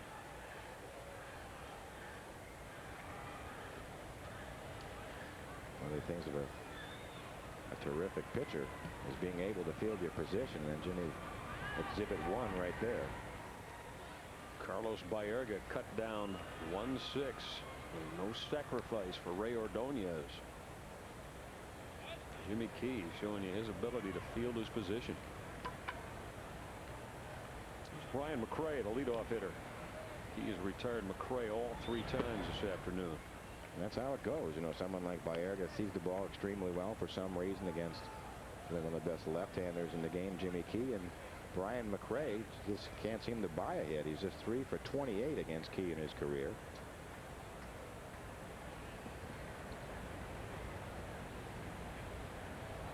Played for his father, the outstanding sweet hitting Hal McRae. The KC Royals ground ball to short. Bordick on the short hop. Rebel on wall. Turn it over again. Second time Jimmy Key has thrown the double play ground ball that was started with Mike Bordick. Key throwing that sinker, and the Orioles inner defense doing the rest. Bottom of the 6th, 4-0 Mets. Welcome back to Baltimore's Camden Yards. Time now for a Miller Lite highlight, and we're featuring the Yankees right now. The Yankees are leading Montreal 2-0 in the 5th inning. Picking up with Bernie Williams with a home run to right field off of the former Oriole. Mike Johnson makes the score. 2-0 Yankees. Earlier, Johnson a wild pitch to run, and the Yankees started play today. 7.5 games back of the Orioles. 8 in the loss column. In the next 2 weekends, the Orioles will be playing the New York Yankees. 4 up there in New York next weekend, and the following weekend back here in Baltimore beginning Thursday, September the 11th. So the Yankees lead Montreal 2-0. That's a look at the Miller Lite highlight. Let's return to now Michael Regai and Mike Flanagan. All right, Tommy, thank you. Hey, Tom, before you go, still down there? Chief Joe Torre today, and a lot of the New York papers was talking about, I don't know if it's a ploy for his ball club, is saying, I don't think realistically we got a chance to catch the Orioles, kind of waving the white flag. Well, it'll be interesting to say the least. You know, the Yankees have such a big lead in the wild card position. They're going to make it one way or the other. No question. They're a lock there. So are the Orioles. Exactly. We've been talking about that since April. All right, Tom. Tom Davis will be back a little bit later on to update us on some more scores and some of the highlights from around Major League Baseball. Jeff Rebele facing Rick Reed. We take a look at our Baltimore Sun Orioles in-game box. Hope you're enjoying this as you check us out with Orioles baseball here in this 97 season. Mike, that slider of Reed's been very effective. Right-handed hitters crisp on the outside corner, backdoored a couple of the left-handed hitters to strike out Paul Merrill with 2 on. Yeah, you watch a pitcher in trouble and he'll tell you what his best pitch is or what he thinks his best pitch is. Ray Ordonez, so slick with his work at shortstop. Mike, did you see that when the ball left the bat? He took a quick step, broke to his right first of all, and then kind of nonchalantly came back to his left. Well, just throwing the ball around the infield. Baerga threw one in the dirt. He just snatched it with his bare hand. I don't know if we get a shot of this, but he's reading breaking ball and actually breaks towards the hole and then just sort of cuts back, sticks the glove down very confidently. In the glove it goes. Like he has a magnet. He's one of the real wizards at fielding that position on his 2 played here in Baltimore. He actually broke the wrong direction. Either again a shortstop will cheat towards the hole when he sees a breaking ball, lean in that direction. That's why they cover so much ground, or he just didn't see it off the bat. Mentioning through the course of about 20 years, you Orioles fans know Aparicio and Belanger didn't get much better than that at fielding proficiency. Some say baseball's toughest position. Again, it's like appreciating Robbie Alomar when you get to see him on a day-to-day basis. The same is true with Ordonez. Surhoff with a fly ball to the gap in deep right center field. McRae looking up. See you later. B.J. Surhoff has left the yard. Orioles get on the board against Rick Reed. 16 on the year for B.J. 4-1 Mets. Well, the Oriole offense finally breaks through against Rick Reed. They put some heat on him the last couple of innings. Again, we see that target inside. The ball starts off there by being a right-handed fastball. It's going to run back and runs right down the middle. BJ does not miss it. No doubt about it.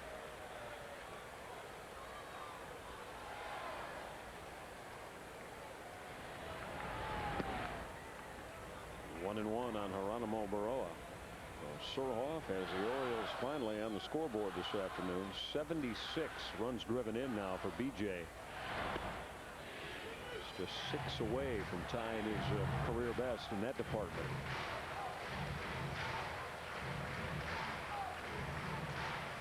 And I think that woke up the Orioles faithful. Hadn't been much to get loud about to this point. Missed again. 3 and 1 on Baroa.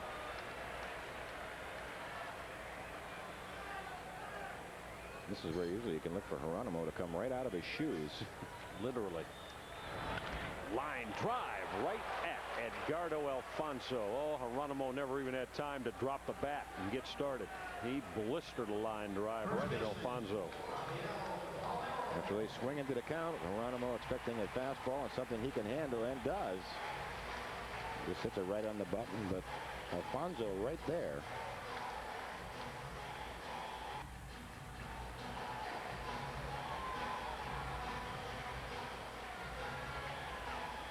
Rafi was involved in one of what could have been big moments for the Orioles offensively his last time, and turned into a big moment for Rick Reed.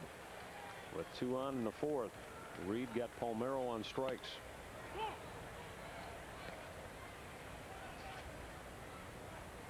Rafael just missed a home run his first time up in the 2nd. Long fly ball to center. 2-0 on Rafi. He really looked to the left-handers to do the damage against Reed. 3-0.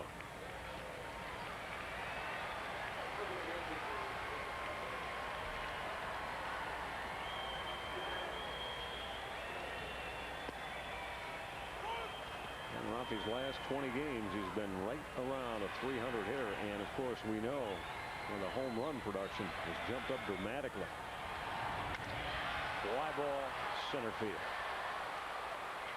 Going to get Rick Reed out of inning number 7 as Brian McRae puts it away.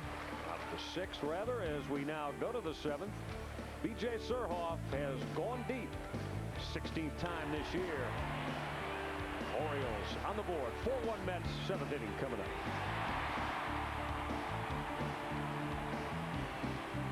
Let's take a look at our Southwest Airlines game summary. As we've gone through 6, Rick Reed has only given up 4 hits and just got dented with the Surhoff home run. Jimmy Key went 6, gave up 4 earned runs, and a couple of home runs have proved to be Key's to this point undoing.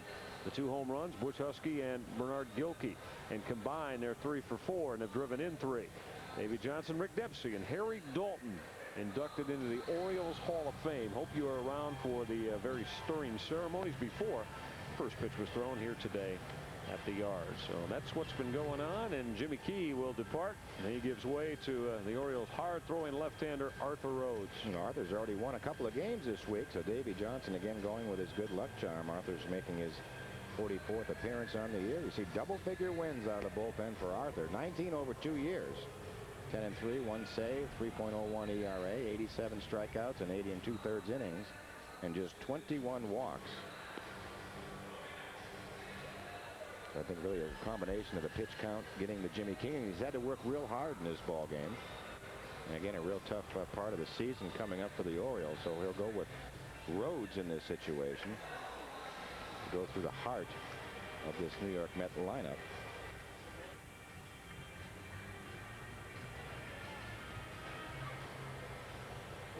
Hey, good to see Jerome Walton back with the ball club. Had a long talk with Jerome this morning. Said he's feeling fine. We're also talking about Nomar Garcia-Parra when Jerome was a rookie back with the Chicago Cubs. He had a 30-game hit streak, which Garcia-Parra tied.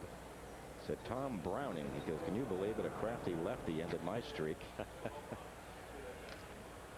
Jerome got off to a wonderful start in the month of April, Mike. He 400, hit 10 for 25.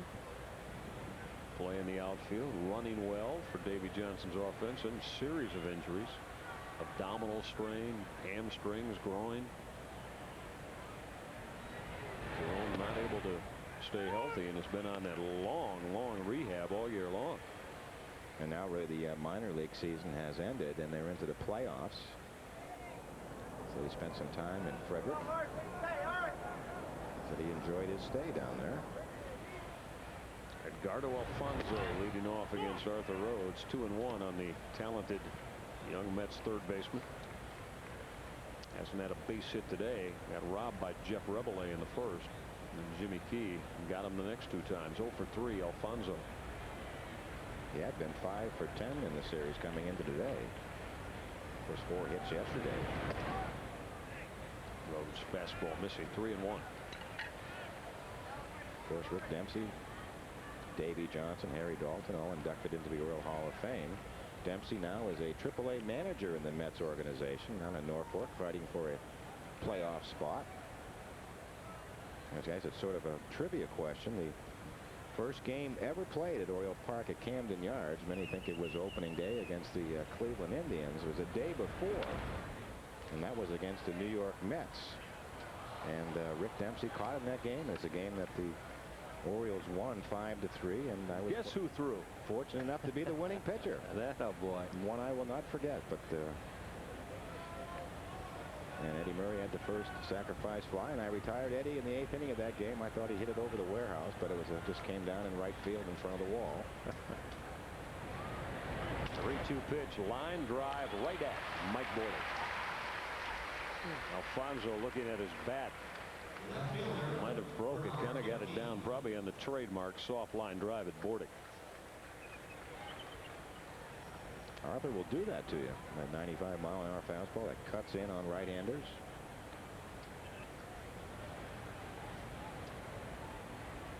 Here's a man that got the Mets offense in motion today. 2-out solo home run in the top of the first off Jimmy Key.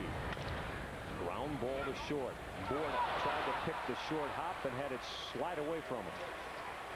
Going to be an error on Mike Bordick. Tried to come in and charge and get that short hop. Throw out the speedy Gilkey. Not able to negotiate it. Well, that's what speed does. It looks like Bordick may have slipped. It's that high one hopper play. Tries to play that short hop. And just his third error in his last 60 games. But you have to see it, make up your mind right off the bat, just to use the cliche, either to charge or to lay back, and I'm sure Gilkey's speed entered into that factor. But something of late, the Oriole defense has been making a few errors. They had a string, seems like 4 or 5 days ago, where they had won 8 games without an error. In games where they have made an error this year, they're just 28 and 25. So 56 and 22 when they don't make an error.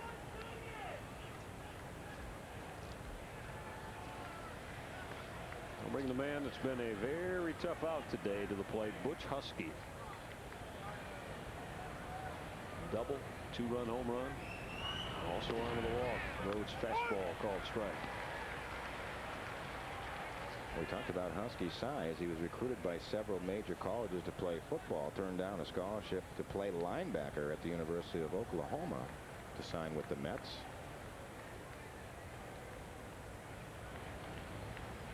They say about 246, 47 pounds. Looks about right. You think? Yeah. That's a big fella. I'm thinking that's shy. Think it's shy? I'm thinking that's a little shy. See, I base everything around Tim Stoddard, who was 6'7" and anywhere from about 260 to 290. Used to call him Stodzilla. He'd get that big. An appropriate name. Let's talk a lot of hoop with Tim Stoddard. Oh yeah. Remember that NC State? Oh yeah. Burleson and David Thompson. Yeah, in that final series, I think his responsibility was to guard Bill Walton. Mm-hmm. And so that was very interesting, chasing him around the court. Monty Towell, I think, was the point guard on that. You're right. You are correct. 5'4". Monty Towell. Gilkey's going. Hoyle's throw. Got it. Chris Hoyle unleashing the strike to Mike Bordick to cut down Bernard Gilkey.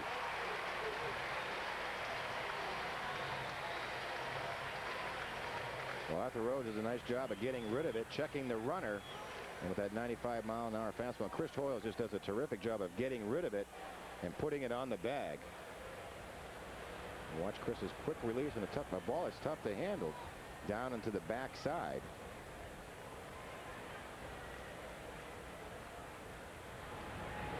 Base is clear now as Husky fouls it off.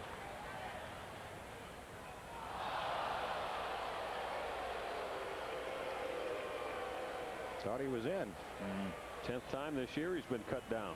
And he may have had a case.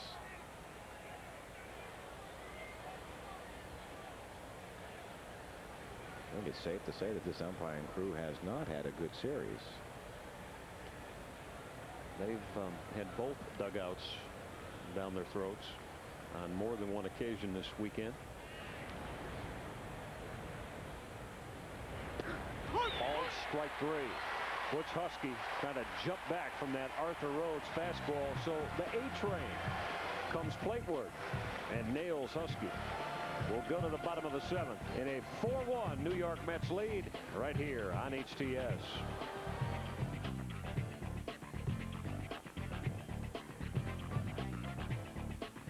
Through everything that's going on around the major leagues, Cal Ripken, first pitch swinging here to start the 7th, popped it up.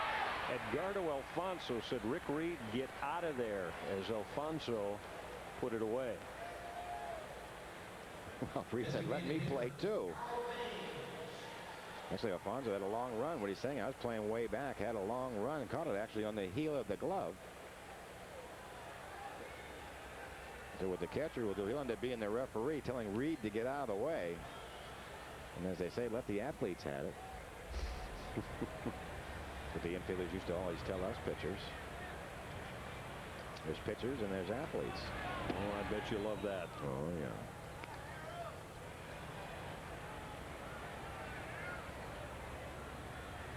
Here's Harold Baines.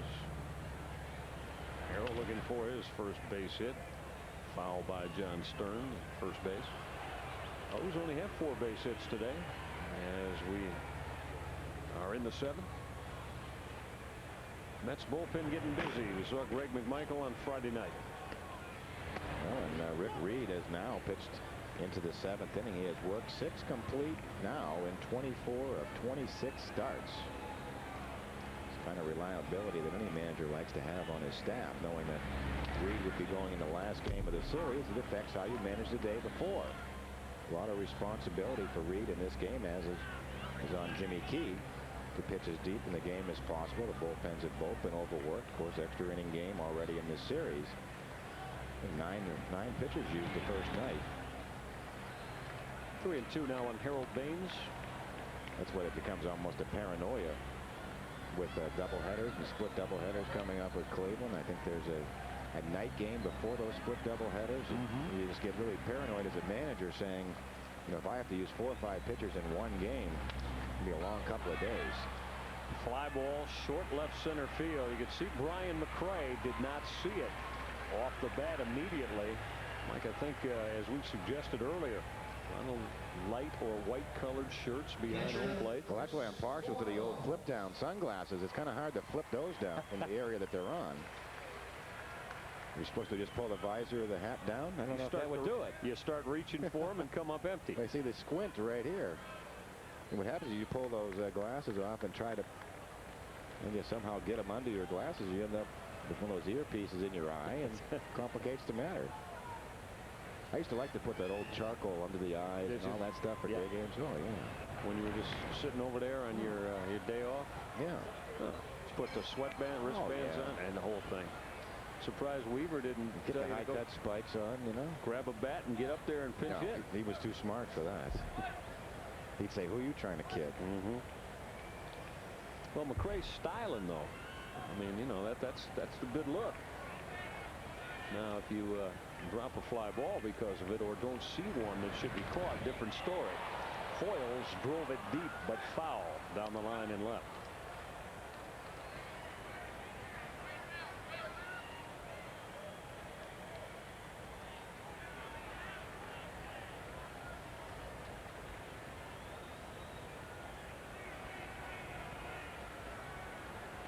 I think that's probably been, thinking about it, the biggest style change in uniform since your playing days ended. The pants now long. You don't. Well, we had the long pants, but they had the stirrup, the old-fashioned. You'd see some white. They call them sanitary socks that you used to wear underneath. These are just regular socks the players wear today. No more stirrups. I mean, you don't have any more. You don't have any more white sanitaries. Some guys wear them, but I mean, some of the coaches wear them. But you know, I mean, almost every team you see pretty much is showing maybe their predominant color underneath the pant leg, if at all. Yeah, either the pants going up. You see that and those aren't the old-fashioned kind. That's a one-piece. That stripe is sewn on. That's more or less like and that is the old style next to it right there. That was a nice shot. And those were all coaches. You wouldn't see a player doing that, right? No, guarantee you. See, you wouldn't see a player. That's Mookie Wilson. Yeah. You're not going to see a player doing that. Valentine, Tom Robson. See, now there's the players. You see. Yeah. That's not good. Hey, Rick Reed, he's kind of half-stepping. He's doing a little of both. Get trapped by your generation. That's it's like some of those old baseball cards, I guess, with the hairstyles. Okay, there it is. And the modern ones, they'll actually tuck them right into those high-cut shoes. Oh yeah. Look at it. See, Alfonso's got it all going on. Got the glasses up. He's got matching bands, contrasting wristbands on, the orange and the blue.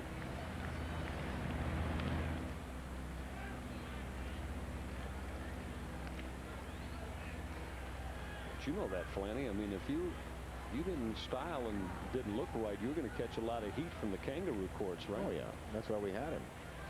Pick up a few extra dollars for a worthy charity. Keep the players in line. Reed's fastball and bent Chris Hoyle's back. Well, that was an exaggerated target from Todd Pratt, almost standing up. Again, talking about old school. Looks like those old Yogi Berra replays that you see. Looks like he's standing up. Now watch how high a target Todd Pratt gives. Hoyles taps it right back to Rick Reed.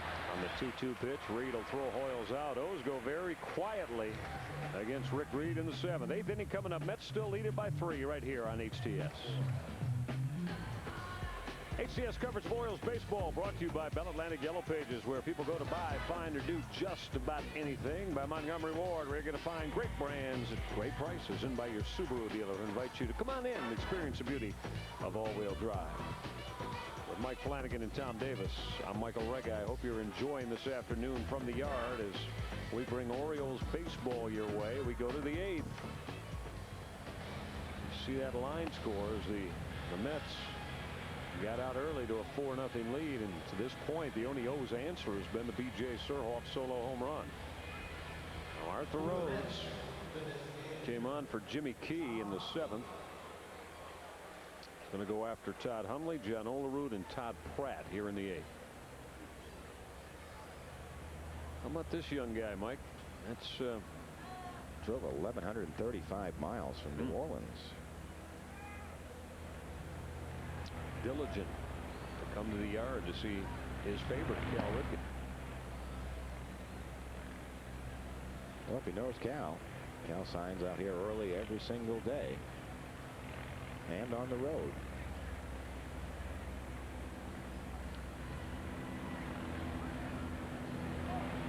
Conley's been on board a couple of times a day as he swings and misses at the Arthur Rhodes fastball. He walked in the 1st. Was hit by a Jimmy Key pitch in the 5th. He walked 3 today and hit a couple. But in the 5th inning and in the 6th inning, he got double play ground balls to get him out of trouble. He didn't throw really many, I guess, quality sinkers as he usually throws, but it's typical Key fashion. When he needed the ground ball double play, he got it.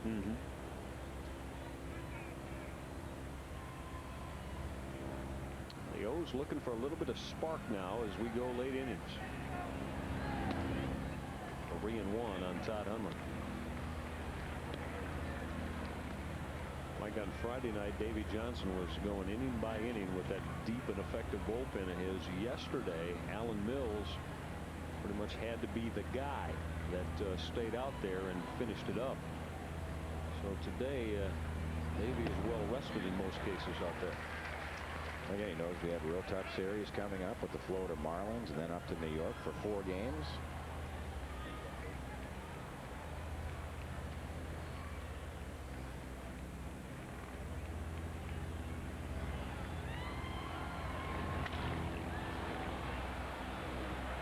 Fly ball deep right, but back on the track. Baroa's there to pull it in.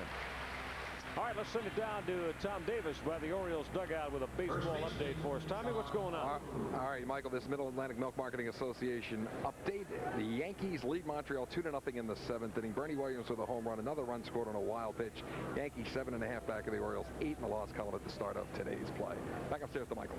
Okay, Tommy, thank you very much. There you see all the pertinent information that Tom was throwing out for us. The Florida Marlins club is just been warm, as we were talking about a little earlier. If you weren't with us, they have gone a game better than the Yankees in terms of best record in the major leagues. The Orioles are 1, the Atlanta Braves 2, and now Florida 3, and they win again today in Skydome.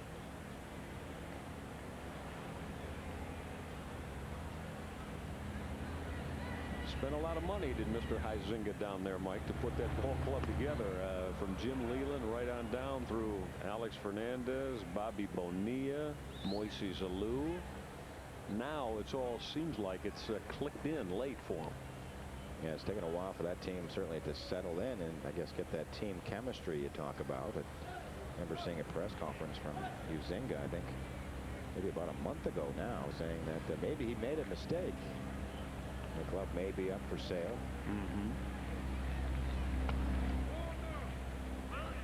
fact, let's talk about the Florida Marlins as John Olerud faces Arthur Rhodes. We'll take a look by the number at Florida and where they are with another Middle Atlantic Milk Marketing Association pennant race update. There's your 8-3 win. You know, they're only 4 back now of the Atlanta Braves. So 30 left. That's not over by any means yet. And they played the Braves real tough this year.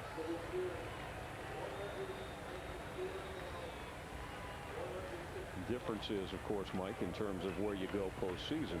You know, you win the East, you probably start against the Houston Astros if they hang on. Right now, Florida as the wild card would go see, if it stood the way it is today, the LA Dodgers.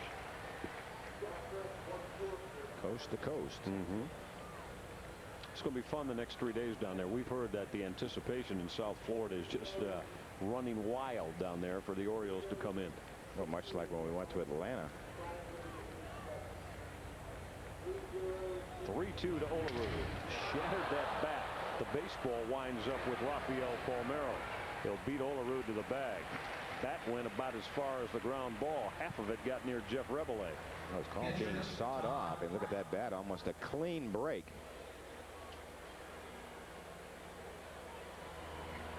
Nice play by Palmeiro, not to be distracted by that flying projectile. That's why it was clean a break, as you'll see.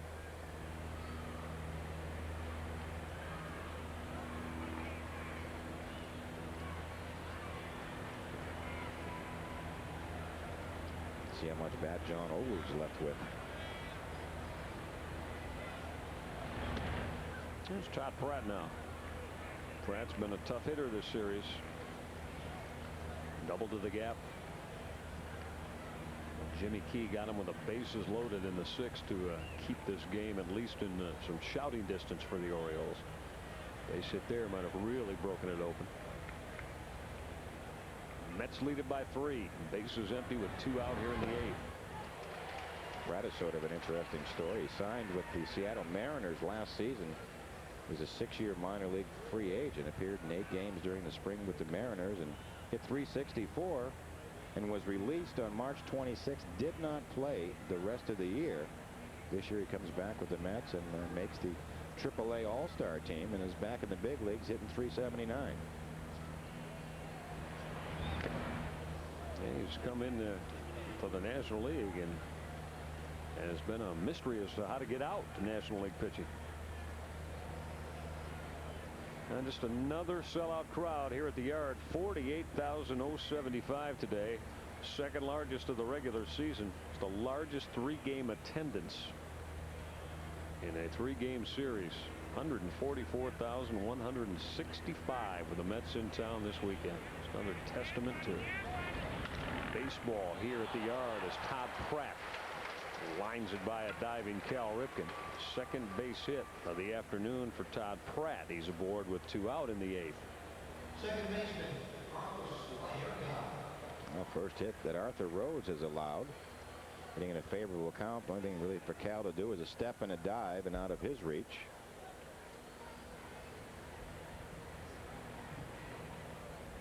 Now here's Carlos Baerga.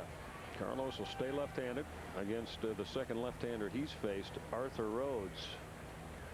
Well, Mike, I tell you what, Carlos put up some impressive years with the Cleveland Indians, but you know, I got to be honest, before this series started, I did not realize, now that he's in the National League, that he had these kind of numbers against the Orioles pitching. And some pretty good pitching. We told you he was hitting, I think, 472 against Jimmy Key.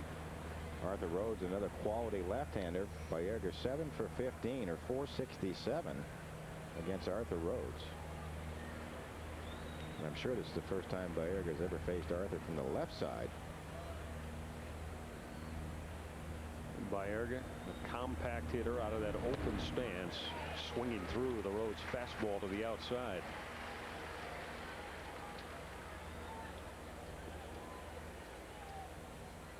If you weren't with us Friday night, we talked about, and I think it bears repeating, 1992, only the second baseman in baseball history, 200 hits, hit 300, hit 20 home runs, drive in 100 runs, score 100 runs. Impressive. Rogers Hornsby, the other man, 5 times. Hornsby did all that. What'd you say that was? You should have called that the lively ball era. We heard of the dead ball era.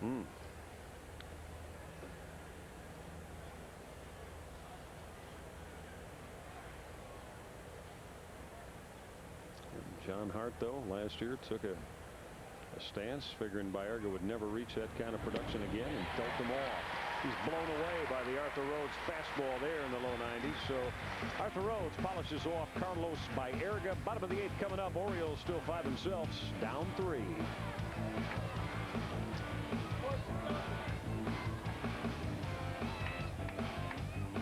All rights to our baseball telecast are reserved. Any rebroadcast, recording, retransmission, or other use of all the pictures without the express written permission of the Baltimore Orioles and CBS Cable is solely prohibited. Rick Reed went 7 very strong innings. He's going to turn it over to now the guy that's asked to set up John Franco, Mike Mel Rojas. Well, on to make his 66th appearance on the year, 12th for the New York Mets, 0-5, 13 saves, 4.65 ERA, 74 strikeouts, and 71 2/3 innings. But it's really been a tough season for Mel Rojas, who had been a pretty much quality closer for the Montreal Expos. Started the season off with the Chicago Cubs, and has really struggled through most of the season.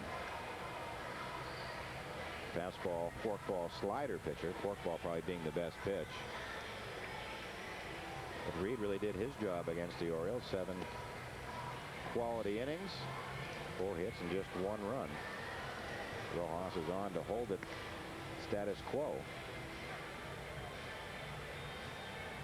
He will have to go through the top of the Oriole order. And Tony Tarasco has come out on deck. Looks like he'll hit for Jeff Rebele. Oh, excuse me, Tarasco will hit for Bordick.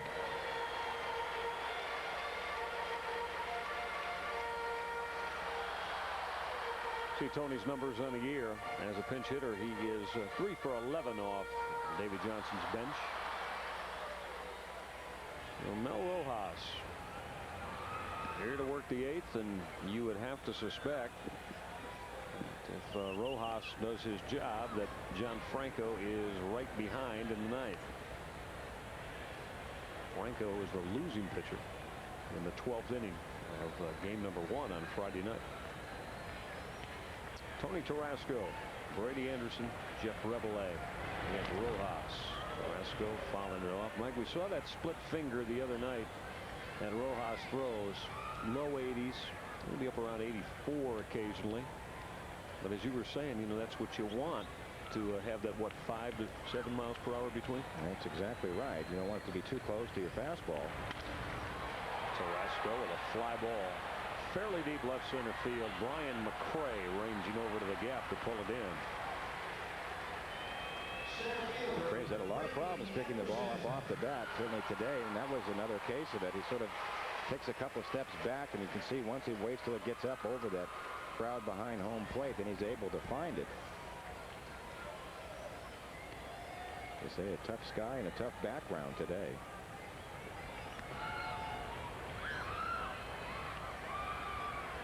Yeah, they're parading around here. Now that is quite a get-up. No, spreading their stuff when they're ahead. Oh yeah, well, that's what I said. They left out of here yesterday in the same mood. Long run for Bernard Gilkey as Brady Anderson's fly ball down the line and left is handled by Gilkey. Mel Rojas has thrown a couple of fly balls in just 3 pitches here in the 8th.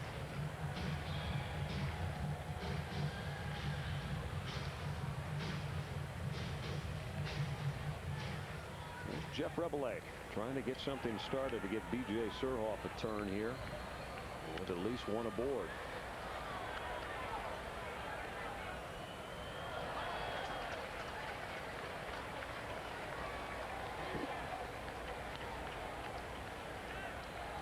O's 8-3 in interleague play, and best record in baseball, but they are in danger without a late rally of losing 2 of 3 this weekend to the New York Mets.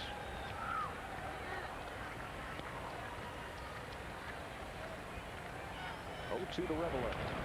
Ground ball hit slowly to third. Alfonso bare hand, not in time. Did he make it close though? Rebelay beat it out. Mike, I never thought Alfonso had a chance to get close to Rebelay. Made it close. Well, and I'm not sure. I thought he may give it a chance to roll foul. He started to kick towards that line and actually on the dirt. I think it's a ball if he would have let roll would have ended up foul. Right here he has to make that decision. Makes a terrific bare hand play of a ball that's moving along pretty well. Usually you see that on a much slower roll. But you have to make up your mind quickly. Maybe if you don't think you have a chance to make the play, you let it roll. If it hits the base, and you end up with the same thing. A man on first. And sometimes it takes little things to get your offense going. B.J. Surhoff provided the Orioles with their only run of the afternoon. He's ahead of Rojas 2-0. B.J. unloaded his 16th home run of the year. Deep center field his last time. 2-0 pitch. 3-0.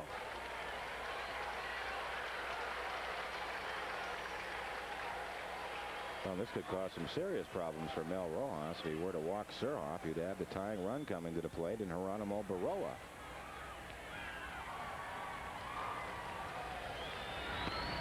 Fastball for a called strike. And the worst thing that happens if you throw it over to Surhoff 3-1, he hits a home run, you're still ahead. If you walk Surhoff and throw it down the middle to Baroa, it's tied.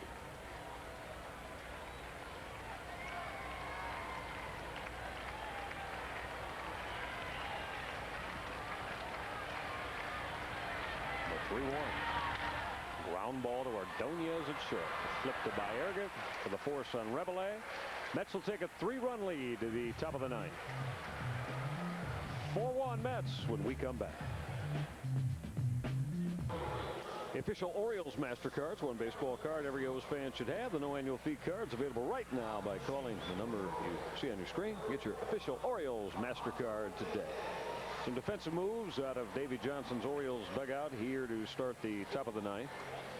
And we'll start out by showing you that Aaron Ledesma is in the game playing shortstop after Tony Tarasco pinch hit for Mike Bordick. So he put Ledesma at short. And for the Orioles on the mound is Armando Benitez. Well, Armando pitched in this series on Friday. He pitched a scoreless inning. He's making his 61st appearance. 3-4 and 9 for 9 in save opportunities. 2.49 ERA. 16 1/3 innings pitched. And I guess an incredible 90 strikeouts and just 38 walks. Armando's job, obviously, is keep the score right where it is. Give his team a chance in the bottom of the 9th.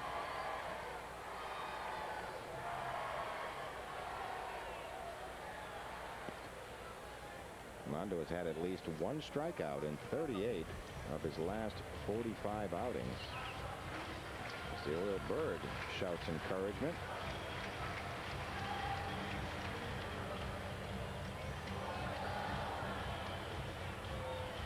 Arthur Rose came in, pitched a couple of scoreless innings, allowed just 1 hit.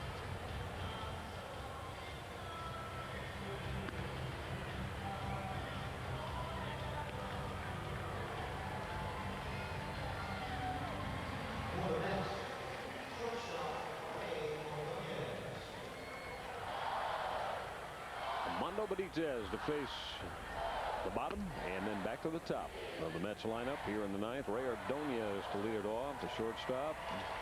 And then Brian McRae and Edgardo Alfonso. Mets will look to add a couple more on. They got a solid 8th inning out of Mel Rojas. And they lead it by 3 as we go to the 9th. Mets looking to go to 11 games over 500 and win 2 of 3 here at the Yard from the team with the best record in baseball, the Orioles.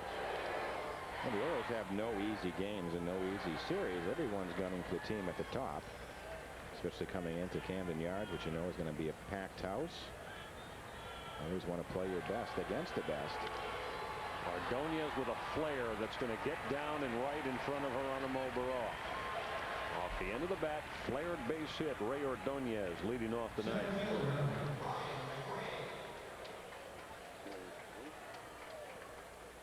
Well, playing shallow and right, but not shallow enough is Baroa.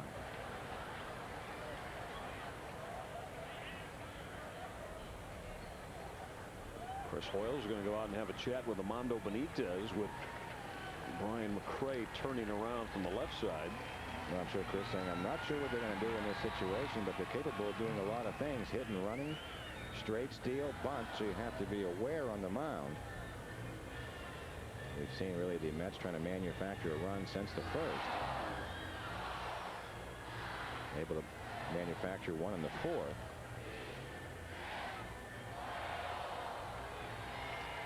Eric Davis looking on. Sort of a great scene in the clubhouse early this morning when I came in and saw Eric go by that lineup card and said, shucks, not in there again today.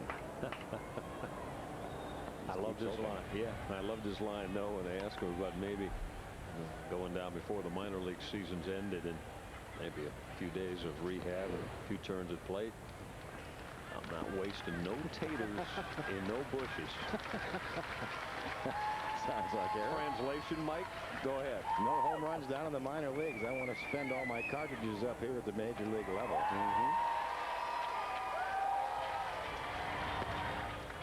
McRae showing bunt and then pulled the bat back.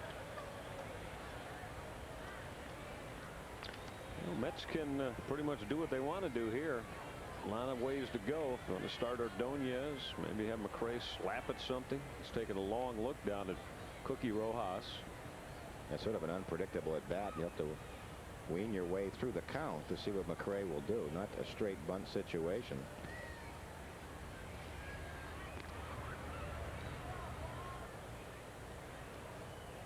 Cal Ripken at third base will play very shallow. Of course, infield at double play depth, and Paul Merrill will have to hold Ordonez on. So a lot of movement going on in the Oriole infield. Pitch to pitch. McRae pushes it right back at Benitez. Didn't really take a look at second base. Got the sure one by throwing out McRae. Ordonez advances. Sacrifice bunt for Brian McRae. For McRae, the 4th time he's moved a runner up this year. Third baseman. It looks like all Armando wanted was an out, period. I'm sure that's what Chris Hoyles reminded Armando. Just get an out if they bunt. No look to second base. So Ordonez into scoring position with 1 out.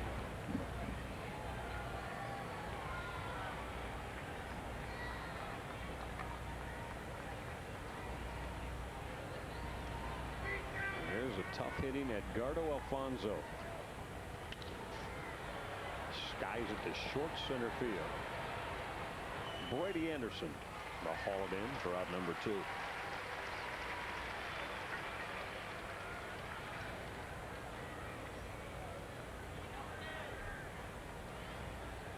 Left fielder, Bernard Gilkey.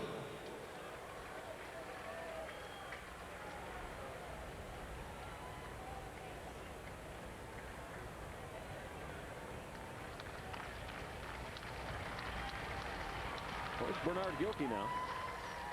With first base open here in the ninth. Now 2 out. Gilkey is homered today in 3 official trips. He's been on board, though, 3 of the 4 times. Slider for a called strike.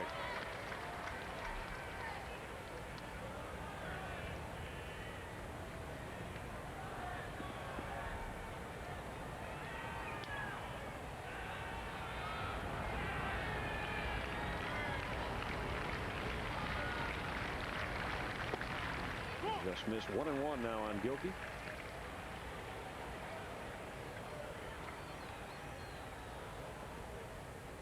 Armando ranks first in the league in batting average against with runners on. The league is just hitting 116, 14 for 121 against Benitez. He's been especially tough on right-handed hitters. He struck out almost half the hitters he's faced that hit on the right side.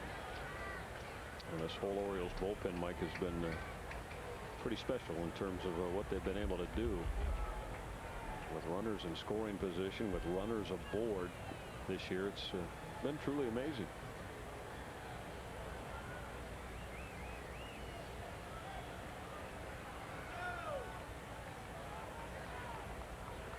A 1-2 to Gilkey. Fastball mistimed. Our conversation, we played around with the MVPs. We've all had an opinion. As once again the Heckinger speed gun registers 100 miles per hour for Armando. How about the bullpen as the MVP collectively? Certainly could make a case. 28 and 18 overall, 53 saves. No other bullpen has an ERA under 3. The Orioles at 2.83.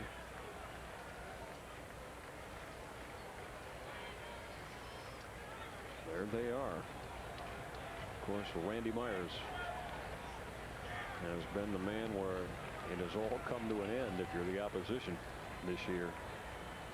Just 1 save miscue. That's all, and that is incredible. Called strike 3. Armando Benitez just froze Bernard Gilkey. Real good slider on the outside corner. Orioles have 1 chance to win it. They're down 3 going to the bottom of the 9th right here on HTS.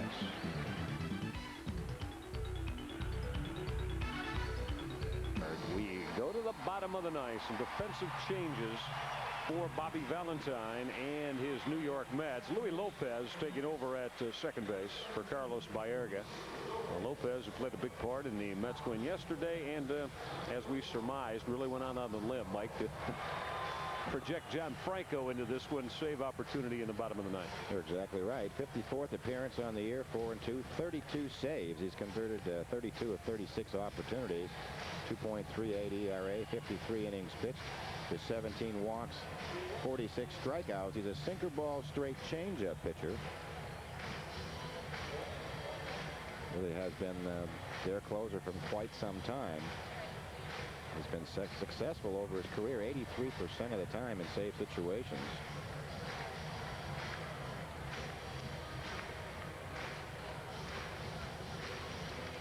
He has reached the 30 save plateau for the 7th time in his career this year. And he's also well on his way for his 12th consecutive season leading the club in that roll age relief point getting voting. The longest active streak in the major leagues. Former Oriole Lee Smith holds the all-time record with 15 straight team leading seasons.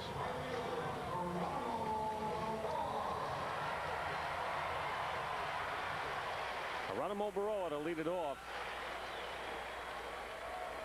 against John Franco. Franco, 5 years with the Cincinnati Reds from '85 through '89, and since 1990 with the New York Mets.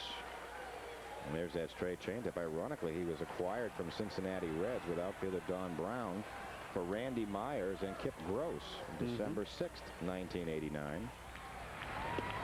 Randy Myers just trails John Franco, another left-hander in saves. Franco has 355 career saves. Randy Myers 314.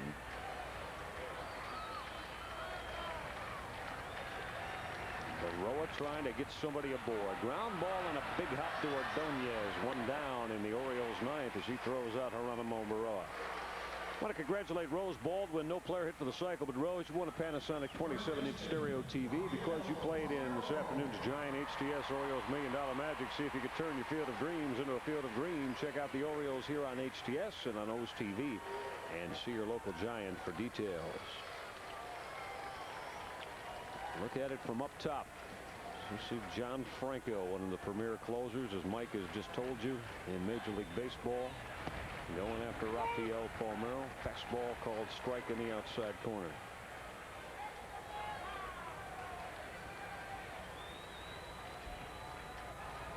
Rafi's 0 for 3 today, looking for his first base hit.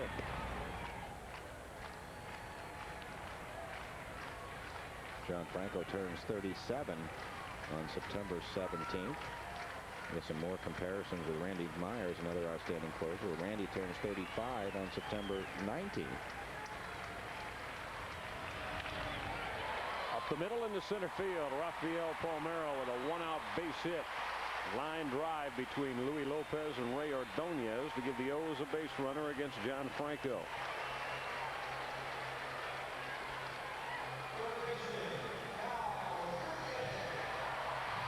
What the Orioles want is one more base runner. They want a chance just to bring that tying run to the plate. With a little cut fastball, it ends up in the middle of the plate. Palmeiro all over it, just lines it back up the middle.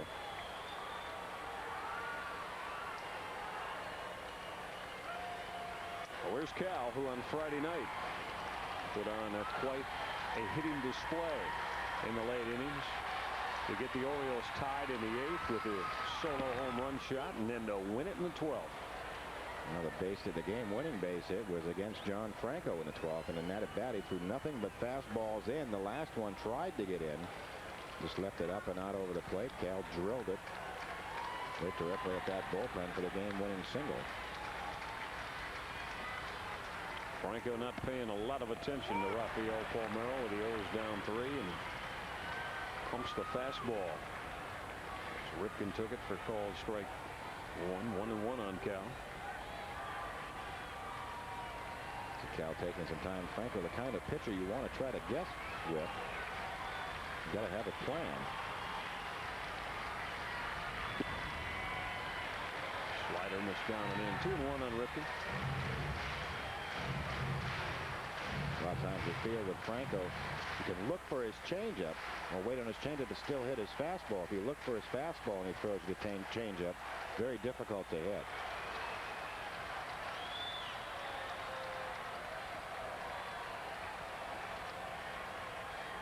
The key is to try to work into a favorable count against John Franco. When he's ahead, he's a real tough pitcher, as is any.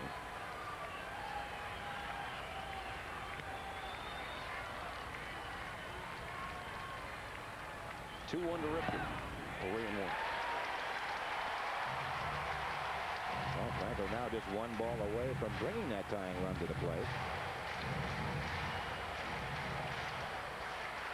Doesn't walk many. 52 innings of work, just 15 base on balls. One every 3+ innings. He lost Ripken there. Oh no, he did not, because first base umpire Ted Henry said Cal went across the plate trying to check his swing. Let's take a look at the replay. Well, Cal certainly thought he didn't go.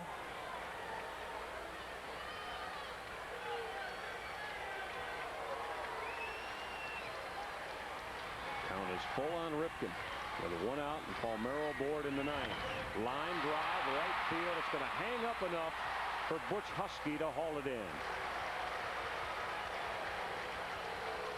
Husky reaching up to pick off the line drive off the bat of Cal Ripken. Orioles down to their final out here in the bottom of the 9th with Harold Baines striding to the plate. Oh, really a terrific at bat by Ripken. Hits a bullet on the end of it. Nothing to show for it.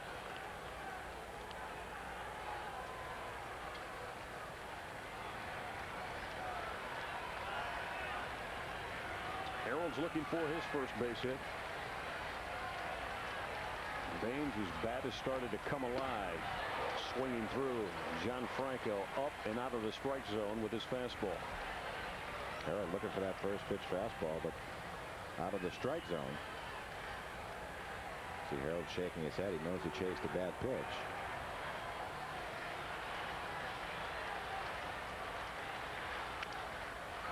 Baines in a hole, 0-2 as he fouls it at the plate. Franco, Mets maybe thinking they're one pitch away as Baines is going to have to go grab a new bat. And the best two fastballs Franco has thrown in this series. Watching the radar gun on the first night, Friday night, when he pitched, 86, 88 miles an hour. Last two pitches, 90 and 92.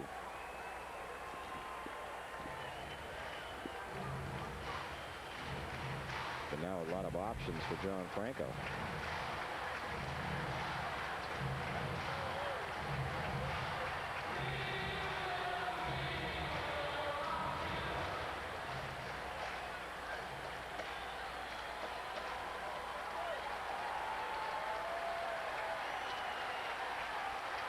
To Baines, missed away.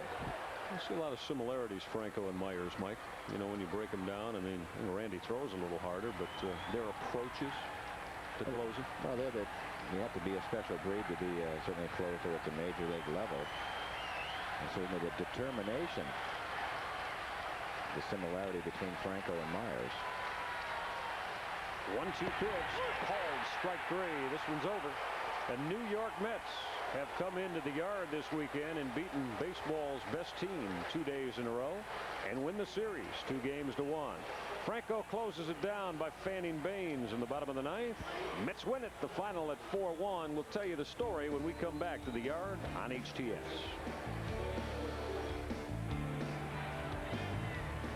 New York Mets behind the John Franco save in the bottom of the ninth. Close down the Orioles 4-1 the final. Franco's 33rd save. 2:47 the time of it. 48,075. Third largest crowd of the season here to see it. Let's plug in our Circuit City video replay of the afternoon. Mike, Jimmy Key again victimized by a couple of home run balls after Bernard Gilkey went deep in the first. Butch Husky hit a changeup out of here to give the Mets a 3-0 lead. Or the 2-0 changeup ends up belt high. Didn't look like Husky hit it well enough to get out of here. The ball just kept carrying and carrying. And that gave the Mets a 3-0 lead at the time. And they go on to win it. A lot of action at the yard this summer. Don't miss it.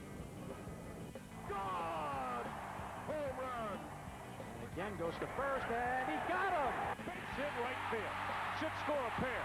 Barrow and a bomb. Drive to deep right. Did he get it again? The Indians return September 15th and 16th for 2 split day-night doubleheaders. Good tickets remain for all 4 games. Orioles baseball. There's nothing like a day at the yard. HTS coverage of Orioles baseball has been brought to you by Southwest Airlines. Affairs so low, you have the freedom to go places and do things you never thought possible. By Bell Atlantic 9X Mobile, the cellular leader. By Miller Lite, who reminds you anything can happen at Miller Time. By Heckinger, they have the Project Rewards program. The more you buy, the more you're going to save. By Safeway Food and Drug, nobody does it better. By Pepsi, the official soft drink of Major League Baseball. And by BP, everything we do is to keep you moving. Most of the 48,000 plus unhappy as they file out of Camden Yards. That's because the New York Mets got on the top early and wind up winning 2 in a row and taking the series 2-1. Beat the Orioles 4-1. Like we talked about this run, so the Orioles are 1-2 now and maybe go into even a little bit tougher environment now down in Pro Player Park against Jim Leland's surging Florida Marlins. And I'm sure that place will be sold out. It's going to be a terrific series. You know, the story today, I think, was really Rick Reed, who held this Oriole offense down for 7 quality innings, just 1 run. It's been a familiar formula for Jimmy Key, giving up 2 or 3 runs early and then really getting no runs to work with. Today, the Orioles able to score just 1. Jimmy Key falls to 14-8. Good call on Rick Reed. He threw well again, and he breaks a 4-game losing slide of his own to grab his 11th win of the year.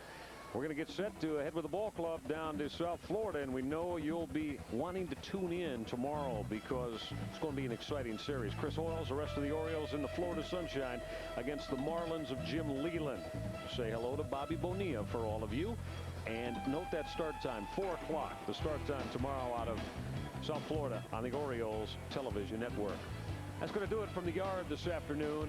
Orioles fall to the New York Mets, the final at 4-1. For our producer, Sam Green, director Bill Bell, all of our talented crew, Tom Davis, and my partner, Mike Flanagan, I'm Michael Regai. Hope you enjoyed, everybody. Thanks for your Oriole baseball company. John Franco winded up. Mets beat the O's. Orioles baseball, a presentation of CBS Cable and the Orioles.